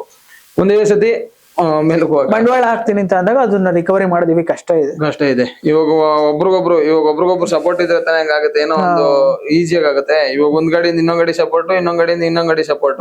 ಇವಾಗ ನೀನ್ ಸಂಪಾದನೆ ಮಾಡಿದ್ ನನ್ಗೆ, ನಾನ್ ಸಂಪಾದನೆ ಮಾಡಿದ್ ನಿನ್ಗೆ, ಹಿಂಗ್ ಲೆಕ್ಕ ಮಾಡ್ಕೊಂಡ್ರೆ ಗಾಡಿಗಳು ಮೇಂಟೈನ್ ಮಾಡ್ಕೊಂಡು ಹೋಗ್ಬೋದು. ಆ ಗಾಡಿಗೆ ಆಗ್ಬೇಕು, ಈ ಗಾಡಿಗೆ ಆಗ್ಬೇಕು ಅಂದ್ರೆ ಕಷ್ಟ. ಒಂದ್ ಗಾಡಿ ಓಡ್ಲಿಲ್ಲ ಅಂದ್ರೆ ಇನ್ನೊಂದ್ ಗಾಡಿ ಅದ್ರದ್ದು ಪ್ಯಾಚ್ ಅಪ್ ಮಾಡೋ ತರ ನೀವ್ ಹೇಳ್ತಾ ಇದ್ದೀರಾ. ಹೌದು. ಮತ್ತೆ ಇನ್ನೊಂದು ಇಂಪಾರ್ಟೆಂಟ್ ಅಣ್ಣ, ಈ ಪ್ಯಾಕೇಜಸ್ ಎಲ್ಲ ಮಾಡ್ತಿರಲ್ಲ, ಪ್ಯಾಕೇಜಸ್ ಮಾಡಿದಾಗ ನಿಮ್ದು ಏನು ಬಜೆಟ್ ಏನು ಆಫರ್ ಆಗುತ್ತೆ ಅದನ್ನ ತರ ನೀವು ಪ್ಯಾಕೇಜ್ ಮಾಡಿರ್ತೀರಾ. ಈ ಪ್ಯಾಕೇಜ್ ಅಲ್ಲಿ ಕೆಲವು ತಲೆಹರಟೆಗಳು ಬಂದಿರ್ತಾರೆ. ಏನಂದ್ರೆ ನಿಮ್ದು ಆಗಿರುತ್ತೆ, ಇದ್ರಲ್ಲೂ ಆಗಿದೆ, ನಮ್ಮ ಎಕ್ಸ್ಪೀರಿಯನ್ಸ್ ಅಲ್ಲೂ ಆಗಿದೆ. ಅದ್ ಚೆನ್ನಾಗಿಲ್ಲ, ಇದ್ ಚೆನ್ನಾಗಿಲ್ಲ, ನನಗೆ ರೂಮ್ ಸಪರೇಟ್ ವಾಶ್ರೂಮ್ ಬೇಕು, ಈ ತರ ಎಲ್ಲ ಚಾಲೆಂಜಸ್ ಬರುತ್ತೆ. ಅವನ್ ಯಾವ ತರ ಫೇಸ್ ಮಾಡಿದೀರಾ? ಹಂಗೆ ಸುಮಾರು ಅಂತಂದ್ರೆ ಕೆಲವ್ರು ಹೆಂಗ್ ಮಾಡ್ತಾರೆ ಅಂದ್ರೆ ಪ್ಯಾಸೆಂಜರ್ಸ್, ಈಗ ಒಂದು ಹೋಗಿರೋದು ಒಂದ್ 50 ಜನ ಹೋಗಿರ್ತೀವಿ, 50 ಜನಕ್ಕೂ ಇಷ್ಟ ಆಗಿರತ್ತೆ. ಯಾರೋ ಒಬ್ರಿಬ್ರಿಗೆ ಇಷ್ಟ ಆಗಿರಲ್ಲ, ಒಬ್ರು ಇಬ್ರು ಇಡೀ ಗಾಡಿ ನಾಳ್ ಮಾಡ್ಬಿಟ್ಟಿರ್ತಾರೆ. ಆತರ ಈ ತರ ಅನ್ಕೊಂಡು ಒಬ್ರಿಗೆ ಹೇಳಿ 50 ಜನ ನಾಳ್ ಮಾಡ್ಬಿಟ್ಟಿರ್ತಾರೆ. ಅವಾಗ ಒಂದು ಆಸ್ ಎಟ್ ಓನರ್ ಆಗಿ ಒಂದ್ ಸಖತ್ ಬೇಜಾರಾಗುತ್ತೆ. ಏನಕ್ಕೆ ಈ ಟ್ರಿಪ್ ಮಾಡದ್ನಪ್ಪ, ನಾನ್ ಕೊಡ್ತಿರೋದು ಅವ್ರ ಬಜೆಟ್ ತಕ್ಕನಾಗ ನನ್ ರೂಮ್ ಏನಿದೆ ಅಷ್ಟು ಆಫರ್ ಮಾಡ್ತೀನಿ. ಈಗ ಆ ತರ ತಲೆಹರಟೆಗಳು ಮಾಡ್ಬೇಕು ಅಂದ್ರೆ ಅವ್ರಿಗೆ ಏನ್ ಬಜೆಟ್ ಇದೆ ಅದ್ರ ಮುಖಾಂತರ ಹೋಗ್ಬೋದು. ಬಟ್ ಇದು ಸಖತ್ ಚಾಲೆಂಜಸ್, ಒಂದು ಸಿಚುವೇಶನ್ ಬಂದಾಗ ಅವ್ರು ಹಂಗೆ ಸ್ಟಾರ್ಟ್ ಮಾಡಿರ್ತಾರೆ, ಹಂಗೆ ಹಿಂಗೆ ಅದು ಇದು ನಾವ್ ಈ ತರ ಓಡಾಡ್ಲಿಲ್ಲ, ನಾವು BMW ಕಾರಲ್ಲಿ ಓಡಾಡೋದು. ನಿಮ್ಮನ್ ಬರ್ರಿ BMW ಕಾರಲ್ಲಿ ಬರೋಣ, ಬಸ್ಸಲ್ಲಿ ಹೇಗೆ ಬರ್ಬೇಕು, BMW ಟ್ರಿಪ್ ಹೋಗ್ಬೇಕು. ಈಗ ನಾವ್ ಒಂದ್ ವಿಡಿಯೋ ಮಾಡ್ಬೇಕು ಅಂತಂದ್ರೆ, ಪ್ಯಾಕೇಜ್ ಮಾಡ್ಬೇಕು, ವಿಡಿಯೋ ಮಾಡ್ಬೇಕು ಅಂತಂದ್ರೆ ಆ ಬಸ್ ಮುಂದೆನೆ ನಿಂತ್ಕೊಂಡಿರ್ತೀನಿ, ಬಸ್ ಒಳಗೆ ಹೋಗು ವಿಡಿಯೋ ಮಾಡಿರ್ತೀನಿ. ಈಗ ಅದನ್ನ ಬಿಟ್ಟು ಬೇರೆ ಏನು ತಗೊಂಡ್ ಹೋಗಲ್ಲ, ಅಲ್ಲಿ ನಿಮ್ಗೆ ಏನ್ ತೋರಿಸಿರ್ತೀನಿ ಅದೇ ತಗೊಂಡ್ ಹೋಗ್ತೀನಿ. ಅದನ್ನು ಸ್ಪಾಟಿಗೆ ಬಂದಾಗ ಈ ಬಸ್ ಅಲ್ಲ ಬೇರೆ ಬಸ್ ಹಂಗೂ ತೆಗಿತಾರೆ. ಆಮೇಲೆ ಮುದ್ದೆ ಆಗಲ್ಲ ಕೆಲವ್ರಿಗೆ, ಮುದ್ದೆ ಮಾಡಿಸೋದು. ಯಾಕಂದ್ರೆ ಮುದ್ದೆ ಅಂದ್ರೆ ಇಷ್ಟಪಡ್ತಾರೆ, ಕೆಲವ್ರು ಇಷ್ಟಪಡ್ತಾರೆ. ಯಾಕೆಂದ್ರೆ ನಮ್ ಕರ್ನಾಟಕ ಈ ಕನಕಪುರ, ತುಮಕೂರು, ಹಾಸನ ಈ ಭಾಗ ಅಂತ ಬಂದಾಗ ಮುದ್ದೆನೆ ಫೇಮಸ್. ಈ ಭಾಗದಲ್ಲಿ ಬೆಂಗಳೂರವರು ಆಲ್ಮೋಸ್ಟ್ ಮುದ್ದೆ ತಿನ್ನಕ್ ಇಷ್ಟಪಡ್ತಾರೆ. ಕೆಲವರು ಊಟದಲ್ಲೂ ತಪ್ಪು ಹಿಡಿತಾರೆ. ಬಟ್ ನಮ್ಮಲ್ಲಿ ಇವಾಗ 100% ಲೆಕ್ಕ ಹಾಕೊಂಡ್ರೆ 99% ನಾವು ಮಾಡಿಸೋ ಫುಡ್ ಆಗ್ಲಿ, ನಮ್ ವೆಹಿಕಲ್ಸ್ ಆಗ್ಲಿ ಸಿಕ್ಕಾಪಟ್ಟೆ ಖುಷಿಯಿಂದನೇ ಹೋಗಿರ್ತಾರೆ. ಕೆಲವರು ಎಲ್ಲ 1% ಎಲ್ಲರೂ ಬಿಡಿ, ಈಗ ಯಾವ್ದೇ ಮಾಡ್ತೀವಿ ಅಂತ ಅಂದಾಗ ಎಲ್ಲರನ್ನೂ ಸ್ಯಾಟಿಸ್ಫೈ ಮಾಡಕ್ ಆಗಲ್ಲ. ಎಲ್ಲೋದ್ರು ಲೂಪ್ ಹೋಲ್ಸ್ ಪ್ರಾಬ್ಲಮ್ ಅಲ್ಲಿ ಏನಾದ್ರು ಒಂದು ತಪ್ಪು ಅಂತ ಬಂದಾಗ ಸರಿನರ್ ಇದ್ದೇ ಇರ್ತಾರೆ. ಹೌದು, ಅದು ಅವ್ರಿಗೆಲ್ಲ ಅವ್ರ ಬಗ್ಗೆ ಮೇನ್ ತಲೆಯನ್ನು ತೆಗೆದಾಕೊಡ್ಬೇಕು. ನೀವು ಇವ್ರಿಬ್ರು ಇದಾರಲ್ವಾ, ಇವ್ರಿಬ್ರು ನಾವು 40-50 ಜನದಲ್ಲಿ 40-90 ಜನ ನಮ್ ಕಡೆ ಒಳ್ಳೇದ್ ಹೇಳ್ತಾರೆ ಅಂದ್ರೆ ಅವ್ನ ಒಬ್ನಿಗೋಸ್ಕರ ತಲೆ ಕೆಡಿಸ್ಕೊಂಡು 40-90 ಜನ ಬಿಡಬಾರ್ದು. ಅವನೊಬ್ಬನ್ನೇ ಬಿಟ್ಬಿಡ್ಬೇಕು. ನೀನ್ ಹೆಂಗನ ಹೋಗು, ಸುಮಾರು ಸತಿ ಕೇಳಿದೀನಿ, ಅಣ್ಣ ನೀವು ಕೊಟ್ಟಿರೋ ಡಬಲ್ ದುಡ್ಡು ಕೊಡ್ತೀನಿ ವಾಪಸ್ ಹೋಗಿ ಬೇಕಿದ್ರೆ, ನಮ್ಗೆ ಟ್ರಿಪ್ ಹಾಳ ಮಾಡ್ಬೇಡಿ, ನಿಮ್ ಒಬ್ರಿಂದ ಎಲ್ಲ ಸಂತೋಷ ಹಾಳಾಗುತ್ತೆ. ಹಿಂಗೆಲ್ಲ ಹೇಳಿ ಸಮಾಧಾನ ಮಾಡಿರೋದಿದೆ. ಲಾಸ್ಟ್ ಅವ್ನು ವಾಪಸ್ ಬಂದ್ಮೇಲೆ ಖುಷಿ ಆಯ್ತಪ್ಪ ಸ್ಟಾರ್ಟಿಂಗ್ ಅಲ್ಲಿ. ನಮ್ದು ಈಗ ಆಗಿದೆ, ನಾವು ಕೆಲವು ನೋಡಿದೀವಿ ಪ್ಯಾಕೇಜಸ್ ಈ ತರ ಸಿಚುವೇಶನ್ ಅಲ್ಲಿ. ಮೊನ್ನೆ ಒಂದ್ ರೀಲ್ ನೋಡಿದೆ, ನಿಮ್ದು ಏನೋ ಪ್ಲಾಸ್ಟಿಂಗ್ ಏನೋ ಪ್ರಾಬ್ಲಮ್ ಆಗಿದೆ ಅಂತ ಹೇಳಿ ಆ ಉಂಡಿ ಗಡಿಗೆ ಏನೋ ಹೊಡೆದು ನಿಮ್ಗೆ ಅದು ಅಮೌಂಟ್ ಕೊಟ್ಟಿದ್ದಾರೆ. ಅದ್ ನಿಮ್ದು ರೀಲ್ಸ್ ಅಲ್ಲಿ ವಿಡಿಯೋಸ್ ಅಲ್ಲಿ ಇದೆ. ರೀಸೆಂಟ್ ಆಗಿ ಕಾರ್ಡ್ ಏನೋ ಪ್ಲಾಸ್ಟಿಂಗ್ ಮಾಡ್ಬೇಕು ಬಸ್ ಅದ್ರ ಬಗ್ಗೆ ಯಾರು ಇಷ್ಟು ಸಪೋರ್ಟ್ ಮಾಡಲ್ಲ. ಆಲ್ಮೋಸ್ಟ್ ಉಂಡಿ ಗಡಿಗೆನೆ ಹೊಡೆದ್ ಮಾಡಿದ್ರಿ ಅಂದ್ರೆ ಅವ್ರ ಬಗ್ಗೆ ನಮಗೆ ಕೇಳಕ್ಕೆ ಸೀಟ್ ಹಾಕ್ಸ್ಬೇಕಾಗಿತ್ತು. ನಂಗೆ 1.5 ಲಕ್ಷ ಸಾಲ್ಟೇಜ್ ಇತ್ತು ಅವತ್ತು. ಮನೇಲಿ ಬಂದು ಹಿಂಗ್ ಕುತ್ಕೊಂಡಿದ್ದೆ, ದುಡ್ಡಿಲ್ಲಮ್ಮ ಏನ್ ಮಾಡೋದು, ಈಗ ಸೀಟ್ ಹಾಕ್ಸ್ಬೇಕು, ನಾಳೆ ಗಾಡಿ ಹಚ್ಚೆ ತೆಗಿಬೇಕು, ಬಿಟ್ಟಲ್ಲ 4 ತಿಂಗಳ ಆಯ್ತಾ ಬತ್ತು, ಕಷ್ಟ ಆಗ್ತೈತೆ ಹಂಗೆ ಹಿಂಗೆ ಅಂತ ಅನ್ಬಿಟ್ಟು ಊಟ ಮಾಡಂದ್ರೆ ಬೇಜಾರು, ಎಲ್ಲ ಬೇಡ ತಿನ್ಕೊಂಡಿದ್ದೆ. ಸರಿ ಆಯ್ತು, ನಿಂಗ್ ಬೆಳಗ್ಗೆ ನಾನು ಕೊಡ್ತೀನಿ ಅಂದ್ರು. ನೀನ್ ಎಲ್ಲಿಂದ ಕೊಡ್ತೀಯ, ಹೋಗಿ ನಿನ್ ಪಾಡಕ್ ಕೆಲಸ ಊಟ ಮಾಡಿ ಮಲ್ಕೋಗ ಹಂಗೆ ಹಿಂಗೆ. ನಿಂಗೆ ಯಾಕೆ ಬೆಳಗ್ಗೆ ನಾಕ್ ಕೊಡ್ತೀನಿ ಅಂದ್ರು. ಎಲ್ಲ ಇರುತ್ತೇನೋ ಕೊಡ್ತಾಳೆ ಅನ್ಕೊಂಡೆ. ಆಮೇಲೆ ಉಂಡಿ ತಕೊಂಡ್ ಕೊಟ್ರು. ಕೊಟ್ಟಾದ್ಮೇಲೆ 2 ಉಂಡಿ ಇದ್ವು, 2 ಉಂಡಿ. ಅದ್ ಸುಮಾರು ಜನ ಹೊಸ ಉಂಡಿಗೆ ಕಮೆಂಟ್ಸ್ ಅಲ್ಲಿ ನೋಡಿದೆ, ಏನು ಉಂಡಿ ಹೊಸ್ತಾಗಿದ್ದಂಗಿದೆ. ಬೇರೆ ಕೆಲಸ ಮಾಡಕ್ಕೆ ಟೈಮ್ ಇರಲ್ಲ, ಏನು ಉಂಡಿ ಮಡಚಿ ಹಾಕೋ ಕುತ್ಕೊಂಡು ರೀಲ್ಸ್ ಮಾಡ್ಬೇಕು ಅಂತ ಏನು ಗೊತ್ತಿಲ್ಲ. ಓಪನ್ ಮಾಡಿ ಕೊಟ್ಲು. ಹತ್ತತ್ರ 75,000 80,000 ಗಂಟ ದುಡ್ಡಿತ್ತು. ಅದನ್ನ ತಗೊಂಡೋಗಿ ನೀವು ಕೊಟ್ಟಿರೋ ದುಡ್ಡಲ್ಲೇ ಸೇವಿಂಗ್ಸ್ ಮಾಡಿ. ನಾನು ಕೊಟ್ಟಿರೋ ದುಡ್ಡೆ. ಈಗೇನ್ ಕೆಲವೊಂದ್ಸತಿ 500 ಕೊಡ್ತೀನಿ, 200 ಕೊಡ್ತೀನಿ. ಇವಾಗ ನಮ್ಗ ಅನ್ಸುತ್ತೆ ಸ್ಟಾರ್ಟಿಂಗ್ ಅಲ್ಲಿ, ನೋಡು ಎಷ್ಟು ದುಡ್ಡು ಇಸ್ಕಂತೀವಿ ವಾರ ಹಂಗೆ ಅಂತ ಬೈತೀವಿ. ಒಂದ್ ಕಡೆ ಎಲ್ಲ ಒಂದ್ ಕಡೆ ಇಟ್ಟಿರ್ತಾರೆ. ಕೆಲವ್ರು ಕಳಿಯರ್ ಇರ್ತಾರೆ. ನಮ್ಮಲ್ಲಿ ಹಂಗಾಗಿಲ್ಲ, ಸೇವಿಂಗ್ಸ್ ಆಗಿತ್ತು, ನಾವು ಕೊಟ್ಟಿದ್ದು ದುಡ್ಡು ಸಿಕ್ತು ಅಂದ್ರೆ ಸೇವಿಂಗ್ಸ್ ಮಾಡಿ ಕೊಟ್ಟಿದ್ವಿ, ಖರ್ಚು ಮಾಡ್ಕೊಂಡಿದ್ದೀವಿ. ಸಪೋರ್ಟಿವ್ ವೈಫ್ ಸಿಕ್ಕಿದ್ದಾರೆ ಎಲ್ಲದಕ್ಕೂ, ಏನೇ ಟ್ರಾವೆಲಿಂಗ್ ಫೀಲ್ಡ್ ಬಂದಾಗಲೂ ಸಪೋರ್ಟಿವ್. ಮೊದ್ಲು ಪ್ಯಾಕೇಜ್ ಸ್ಟಾರ್ಟ್ ಮಾಡ್ಬೇಕಾದ್ರೆ ನಾನು ಒಬ್ಬೊಬ್ನೇ ಮಾಡ್ತಿದ್ದೆ. ಹಿಂಗೆ ಫೋನ್ ಬರೋದಾಗ್ಲಿ ಹಂಗೆ ಹಿಂಗೆ ಅಂತೇಳಿ. ಸರಿ ಆಯ್ತು ಅಂತೇಳಿ, ಇರಮ್ಮ ಒಂದ್ ಕೆಲ್ಸ ಮಾಡಿ, ನಂಗೆ ಇಷ್ಟೆಲ್ಲ ಪ್ರೆಷರ್ ಐತೆ, ಏನ್ ಮಾಡೋದು ಅಂತಂದೆ. ಬಿಡು ಆಯ್ತು, ನೀನ್ ಒಬ್ನೇ ಆಗ್ತಗಂತೀಯ, ನಾನು ಸಪೋರ್ಟ್ ಮಾಡ್ತೀನಿ.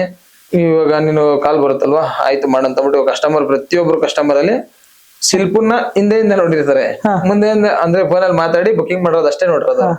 ಅವು ಎಲ್ಲಾ ಹಿಂದೆ ಸಪೋರ್ಟ್ ಮಾಡ್ತಾ ಇರೋದೆಲ್ಲ ನಮ್ ಮಿಸ್ಸಸ್ ಅಂದ್ರೆ ಕಸ್ಟಮರ್ ಹ್ಯಾಂಡಲ್ ಎಲ್ಲ ಅವರೇ ಮಾಡ್ತಾರೆ. ಅಂದ್ರೆ ಟ್ರಿಪ್ಸಿಗೆ ಬಂದು ಹೆಲ್ಪ್ ಮಾಡಿರೋದು ಇದೆಯಾ ಅವರು? ಬಂದಿರ್ತಾರೆ, ಬಟ್ ಪ್ಯಾಸೆಂಜರ್ ಗೊತ್ತಾಗಿರಲ್ಲ ಅಷ್ಟೇ. ನಿಮ್ ವೈಫ್ ಅಂತ ಗೊತ್ತಾಗಿರಲ್ಲ. ಅಂದ್ರೆ ಟ್ರಿಪ್ಸಿಗೆ ಬಂದು ಅಡಿಗೆ ಆಗ್ಲಿ ಮತ್ತೊಂದಾಗ್ಲಿ ಇನ್ನೊಂದಕ್ಕಾಗ್ಲಿ ಅಡಿಗೆದಕ್ಕೆಲ್ಲ ಏನ್ ಬರಲ್ಲ, ಅಂದ್ರೆ ಅಡಿಗೆಗೆಲ್ಲ ಭಟ್ರೆ ಇರ್ತಾರಲ್ಲ, ಓಕೆ. ಹಂಗಾಗಿ ಅದೇ ಮೇಂಟೆನೆನ್ಸ್ ಮ್ಯಾನೇಜರ್ ಆಗಿ ನೀವು ಮ್ಯಾನೇಜರ್ ಕರ್ಕೊಂಡು ಹೋಗ್ತಾ ಪ್ಯಾಕೇಜ್ ಮಾಡ್ಬೇಕಾದ್ರೆ ನಿಮ್ಮರೊಬ್ರು ಹಾಕೊಂಡು ಹೋಗ್ತಾ ಇರೋ ಮ್ಯಾನೇಜರ್ ಜೊತೆಗೆ ಇರ್ತಾರೆ, ಹುಡುಗರು ಇರ್ತಾರೆ. ಓಕೆ. ಈ ರೂಟ್ಸ್ ಅಂತ ಬಂದಾಗ ಬೆಸ್ಟ್ ರೂಟ್ ಯಾವ್ದು, ಬೆಸ್ಟ್ ಜರ್ನಿ, ಈ ರೂಟ್ ಅಲ್ಲಿ ಹೋಗಿ ನನಗೆ ಖುಷಿ ಆಗುತ್ತಪ್ಪ, ಈ ರೂಟ್ ಬಾಡಿಗೆ ಸಿಕ್ಕುದು ನನಗೆ ಖುಷಿ ಅಂದಾಗ ನಿಮ್ಗೆ ಆ ರೂಟ್ ಯಾವ್ದು ಜ್ಞಾಪಕ ಬರುತ್ತೆ? ನಮ್ಗೆ ರೂಟ್ ಕಷ್ಟ ಅಂದ್ರೆ ಇವಾಗ ಬೆಸ್ಟ್ ರೂಟ್ ಅಂತ ಬಂದಾಗ ಕೇರಳ ರೋಡ್ ಎಲ್ಲ ಸಿಕ್ಕಾಪಟ್ಟೆ. ಅಂದ್ರೆ ಬೆಸ್ಟ್ ರೂಟ್ ಅಂದ್ರೆ ಹೋಗಕ್ಕೆ ಅಂದ್ರೆ ಲೆವೆಲ್ ರೋಡ್ ಆಗೈತೆ. ತಮಿಳ್ನಾಡು ರೋಡ್ ಆಗ್ಲಿ, ತಮಿಳ್ನಾಡು ರೋಡ್ ಸಕ್ಕತ್ತಾಗಿದ್ದಾವೆ. ಯಾವ ಕಡೆಯಿಂದ ಯಾವ ಕಡೆ ಹೋದ್ರು ಹೈವೇ ರೋಡ್ ಚೆನ್ನಾಗಿದ್ದಾವೆ. ಆಯ್ತಾ, ಅದನ್ನ ಬಿಟ್ರೆ ನಮ್ ಕರ್ನಾಟಕ ಕಡೆ ಸ್ಟಾರ್ಟ್ ಮಾಡ್ತಾ ಇರೋ ಗೊತ್ತಲ್ಲ, ಇಲ್ಲಿಂದ 10 ಕಿಲೋಮೀಟರ್ ಹೋಯ್ತದಂಗೆನೆ ಅಲ್ಲಿ ಇಲ್ಲಿ ಬಗ್ದಿರೋದು ತಮಿಳ್ನಾಡು ರೋಡ್ ಅಲ್ಲಿ ಯಾವ ಕಡೆ ಹೋದ್ರು ಸಕ್ಕತ್ತಾಗಿದೆ. ಬಟ್ ಸಿಂಗಲ್ ರೋಡ್ ಅಂತಂದ್ರೆ ಹಿಂಸೆಯಿಂದ ಗಾಡಿ ಓಡಿಸ್ಬೇಕು ಅಂತಂದ್ರೆ ಕೇರಳ ಕಡೆ ವರ್ಸ್ಟ್ ರೂಟ್. ಇದು ಬೇಡವೇ ಬೇಡಪ್ಪ, ಯಾಕಪ್ಪ ಈ ರೂಟ್ ಸಿಗುತ್ತೆ ಲೆಕ್ಕ. ಬಟ್ ನಮ್ ಶಬರಿಮಲೆ ಹೋಗ್ಬೇಕು ಅಂದ್ರೆ ಕ್ರೇಜ್ ಆ ಕಡೆಗೆ. ಇಲ್ಲಿಗೆ ಶಬರಿಮಲೆ ಹೋಗ್ಬೇಕು ಅಂತ ಕ್ರೇಜ್, ದೇವಸ್ಥಾನ ಅಯ್ಯಪ್ಪಂಗ್ ಹೋಗ್ಬೇಕು ಅಂತ ಕ್ರೇಜ್. ಆಯ್ತಾ, ಅದೊಂದು ಬಿಟ್ರೆ ಇನ್ನ ಆ ರೂಟ್ ಅಲ್ಲಿ ಡೇ ಅಲ್ಲಿ ಗಾಡಿ ಓಡ್ಸಕ್ ಆಗದೇ ಇಲ್ಲ. ಯಾಕಾದ್ರೆ ಬಂದ್ಬಿಟ್ಟು ನಾವು ಇಲ್ಲಿ ನರ್ಕ ತಿನ್ನಕ್ ಬಂದಿನಲ್ಲಪ್ಪ ನಾನು ಅಂತ ಅಷ್ಟು ಕೆಲವೊಂದ್ಸತಿ ನಿದ್ದೆಗೆಟ್ಟಿರ್ತೀವಿ ನಾವು. ಗಾಡಿ ಈ ಕಡೆಯಿಂದ ಹೋಗಿ ಆ ಕಡೆಯಿಂದ ಬಂದು ತಿರುಗಿ ಪಿಕಪ್ ಮಾಡ್ಕೊಂಡು ಹೋಗ್ಬಿಟ್ಟಿರ್ತೀವಿ. ಗೊತ್ತಾಗ್ತಾರೆ ಕಸ್ಟಮರ್ ಗೊತ್ತಾಗಲ್ಲ ಅಷ್ಟೇ, ಇವ್ರು ಆರಾಮಾಗಿ ಅವ್ರು ಅನ್ಕೊಂತಾರೆ. ಬಟ್ ನಾವು ನಿದ್ದೆಗೆಟ್ಕೊಂಡು ಹೋಗ್ಬಿಟ್ಟಿರ್ತೀವಿ. ಈಗೆಲ್ಲ ಕಂಟ್ರೋಲ್ ಆಗಿದ್ವಿ, ಇವಾಗೆಲ್ಲ ಡಬಲ್ ಡ್ರೈವರ್ ಹಾಕೋದ್ರ ಜೊತೆಗೆ ಏನಾಗುತ್ತೆ, ಕಣ್ಣಲ್ಲಿ ನೀರ್ ಬರೋ ತರ ಎಲ್ಲ ಆಗ್ಬಿಟ್ಟಿರುತ್ತೆ. ಆ ಟ್ರಾಫಿಕ್, ಆ ಬಿಸಿಲುಗೆ ಡೇ ಅಲ್ಲಂತೂ ಗಾಡಿ ಓಡ್ಸಕ್ಕೆ ಆಗೋದಿಲ್ಲ ಕೇರಳದಲ್ಲಿ, ಅಷ್ಟು ಹಿಂಸೆ. ರೋಡ್ ಚಿಕ್ಕ ಅಂತಲ್ಲ, ರೋಡ್ ಚಿಕ್ಕ, ಮತ್ತೆ ಸಿಕ್ಕಾಪಟ್ಟೆ ಟ್ರಾಫಿಕ್, ಅಷ್ಟು ಬಿಸಿಲು ಜಾಸ್ತಿ. ಅಂದ್ರೆ ಸಮುದ್ರ ಘಾಟ್ ಇಳ್ದಿರ್ತೀವಲ್ಲ ನಾವು, ಸಮುದ್ರ ಪಕ್ಕ ಇರತ್ತೆ, ಬಿಸಿಲು ಜಾಸ್ತಿ, ಸೆಕೆನು ಜಾಸ್ತಿ, ಅದ್ರ ಜೊತೆ ಟ್ರಾಫಿಕ್, ಸಣ್ಣ ರೋಡು, ಇವೆಲ್ಲ ಆಗಿ ಒಂಥರ ಹಿಂಸೆ ಅನ್ಸ್ಬಿಡುತ್ತೆ ನನಗೆ. ಮೊನ್ನೆ ಆಲ್ಮೋಸ್ಟ್ ವಿಚಾರ ಎಲ್ಲ ತಿಳಿಸಿದೀರಾ. ಲಾಸ್ಟಿಗೆ ಒಂದು ಬಂದಾಗ ಇಷ್ಟು ಗಾಡಿ ಮಾಡ್ಕೊಂಡು ನೀವ್ ಎಷ್ಟು ರೆವಿನ್ಯೂ ಜನರೇಟ್ ಮಾಡ್ತಾ ಇದ್ದೀರಾ? ಅಂದ್ರೆ ಎಷ್ಟು ಇನ್ಕಮ್ ಅರ್ನ್ ಮಾಡ್ತಾ ಇದ್ದೀರಾ? ಅಂದ್ರೆ ಟೋಟಲ್ ಆಗಿ ಪರ್ ಮಂತ್ ಇಷ್ಟು ಗಾಡಿಗಳನ್ನ ಮೇಂಟೆನೆನ್ಸ್ ಎಲ್ಲ ಕಳೆದಾದ್ಮೇಲೆ ನಿಮ್ಗೆ ಏನೋ ಒಂದ್ ಸ್ವಲ್ಪ ಅಮೌಂಟ್ ಸಿಗುತ್ತೆ ಅಂದ್ರೆ ಎಷ್ಟು ಸಿಗ್ಬಹುದು? ಈಗ ಅದ್ರ ಬಗ್ಗೆ ನಾನು ಲೆಕ್ಕ ಎಲ್ಲ ಮಾಡ್ಕೊಂಡಿಲ್ಲ. ಅಂದ್ರೆ ಈಗ ಏನ್ ಅಷ್ಟು ಸಂಪಾದನೆ ಕಾಣಿಸಲ್ಲ. ಗಾಡಿ ತಗೊಬೇಕು ಅಂತ ನಾವು ಟೋಟಲ್ ಮೈನಸ್ ಅಲ್ಲಿ ಬಂದಿದ್ದು ಬೆಂಗಳೂರಿಗೆ. ಈಗ ನನ್ಗೆ ಅದೇ ಹೇಳಿದಲ್ಲ, 2021ರಿಂದನೇ ಸಂಪಾದನೆ ಅಂತ ನೋಡ್ತಾ ಇರೋದು. ಸಂಪಾದನೆ ಮಾಡಿ ಅಲ್ಲಿವರೆಗೂ ಎಲ್ಲ ಗಾಡಿಗಳ ಮೇಲೆ ಖರ್ಚು, ಏನೋ ಜೀವನ ಮಾಡುವಷ್ಟು ಅಮೌಂಟ್ ಅಷ್ಟೇನೆ. ಲೋನ್ ಕಟ್ಟಬೇಕು, ಇದ್ ಮಾಡ್ಬೇಕು. ಇವಾಗ ಆ ಕಡೆ ಲಾಸ್ ಆದದ್ನ ಹಿಂದೆ ಏನ್ ಲಾಸ್ ಮಾಡ್ಕೊಂಡ್ ಅದೆಲ್ಲ ಲೆವೆಲ್ ಮಾಡ್ಕೊಂಡ್ ಮುಂದೆ. ಈಗ್ಲೂ ನಿಮ್ ಗಾಡಿಗಳ ಮೇಲೆ EMI ಆಗ್ಲಿ ಇದಾವೆ. ಅದೇ ಗಾಡಿ ದುಡ್ದು ಅರ್ನ್ ಮಾಡಿ ಅದೇ ಕಟ್ಕೊಂಡು ಹೋಗ್ತಾ ಇದ್ದೀನಿ. ಅದೇ ಗಾಡಿ ದುಡ್ಕೊಂಡು ಅದನ್ನ EMI ಕಟ್ಟಿ ಏನೋ ಒಂದ್ ಲೆವೆಲ್ ಈಕ್ವಲ್ ಮಾಡ್ಕೊಂಡು ಹೋಗ್ತಾ ಇದ್ದೀನಿ. ಬಟ್ ಇದ ಒಂದ್ 2-3 ಇಯರ್ಸ್ ಕಂಪ್ಲೀಟ್ ಆಗ್ಬಿಟ್ರೆ ಅದ್ರ ಲಾಭ ಎಲ್ಲ ನನ್ಗಿರುತ್ತೆ. ಲೋನ್ ಕಟ್ಟೋದು ನಿಲ್ಲತ್ತೆ. ಬಟ್ ಏನ್ ಮೋಸ ಇಲ್ಲ, ಆರಾಮಾಗಿ ಸಂಪಾದನೆ ಮಾಡ್ಕೊಂಡು ಚೆನ್ನಾಗಿದ್ದೀನಿ. ಒಟ್ಟಲ್ಲಿ ನಮ್ಮ ಸಂಸಾರಕ್ಕೆ ಏನ್ ಮೋಸ ಇಲ್ಲ, ಚೆನ್ನಾಗಿದ್ದೀವಿ. ಥ್ಯಾಂಕ್ ಯು ಗಿರಿಯಣ್ಣ, ಇವತ್ತು ನಮ್ ಚಾನಲ್ ಬಂದು ಇಷ್ಟೆಲ್ಲ ಇನ್ಫಾರ್ಮೇಶನ್ ಕೊಟ್ಟಿದ್ದೀರಾ. ನಿಮ್ಗೂ ಖುಷಿ ಆಯ್ತು. ಆಸ್ ಕಂಟೆಂಟ್ ಕ್ರಿಯೇಟರ್ ಆಗಿ ನಾನ್ ನೋಡಿರೋ ಮಟ್ಟಿಗೆ ಬಸ್ ಡ್ರೈವರ್ ಫೀಲ್ಡರ್ ನ ಯಾರನ್ನು ಇಂಟರ್ವ್ಯೂ ಮಾಡಿಲ್ಲ ನಾನ್ ನೋಡಿರೋ ಮಟ್ಟಿಗೆ. ನಾವ್ ಮಾಡಿದ್ವಿ, ಅದೊಂದು ನಮ್ಗೊಂದು ಹೆಮ್ಮೆ ವಿಷಯ. ನನ್ಗೂ ನೀವು ಫೋನ್ ಮಾಡಿದಾಗ ಫಸ್ಟ್ ಮಾಡ್ತಾರಲ್ಲ ಯಾರಪ್ಪ ಇವರು ಅನ್ಕೊಂಡೆ ನಾನು. ಬಟ್ ಖುಷಿ ಆಯ್ತು ನನ್ಗೂ. ನಾನು ನಂದು ಒಂದು ಫಸ್ಟ್ ಸ್ಟೆಪ್ ಅಂತ ಹೇಳ್ಕೋಬೇಕು ಇದ್ರಲ್ಲಿ. ಯಾಕೆಂದ್ರೆ ಮನ್ಸಲ್ಲಿ ಇರುತ್ತೆ ಇದನ್ನೆಲ್ಲ ಹೇಳ್ಕೋಬೇಕು ಅಂತ ಅಂದಾಗ ಇರುತ್ತೆ. ಇವಾಗ ಕೆಲವೊಂದು ವಿಡಿಯೋ ನಾವೇ ನೋಡ್ತಾ ಇರ್ತೀವಿ, ಇವ್ರು ಹಿಂಗ್ ಬಂದ್ರಲ್ಲ, ನಮ್ಮನ್ನ ಯಾರು ಕೇಳರಿಲ್ವಲ್ಲ.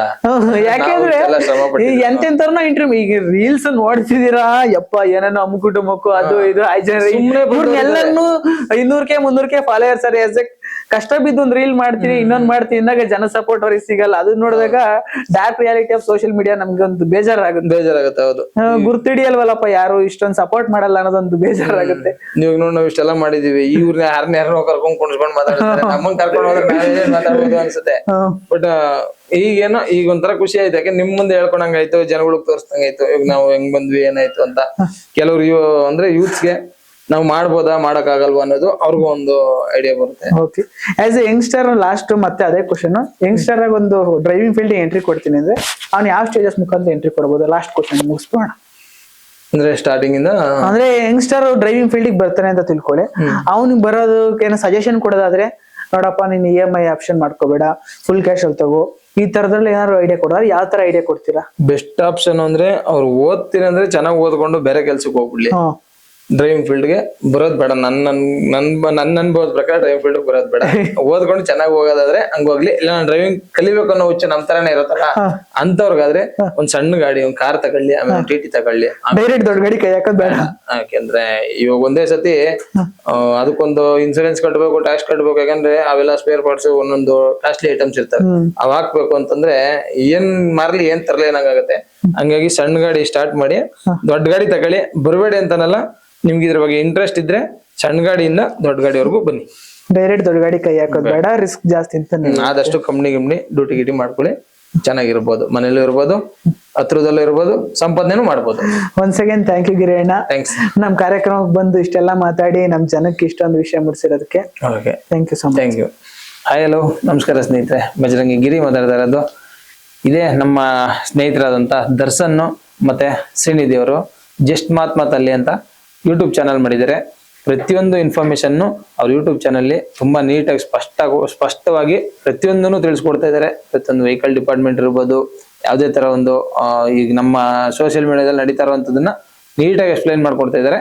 ಅದನ್ನ ಜಸ್ಟ್ ಮಾತಲ್ಲಿ ಯೂಟ್ಯೂಬ್ ಚಾನಲ್ ನೀವು ನೋಡಿ, ಲೈಕ್ ಮಾಡಿ, ಶೇರ್ ಮಾಡಿ, ಸಬ್ಸ್ಕ್ರೈಬ್ ಮಾಡಿ ಅಂತ ಹೇಳಕ್ ಇಷ್ಟಪಡ್ತೀನಿ. Thank you.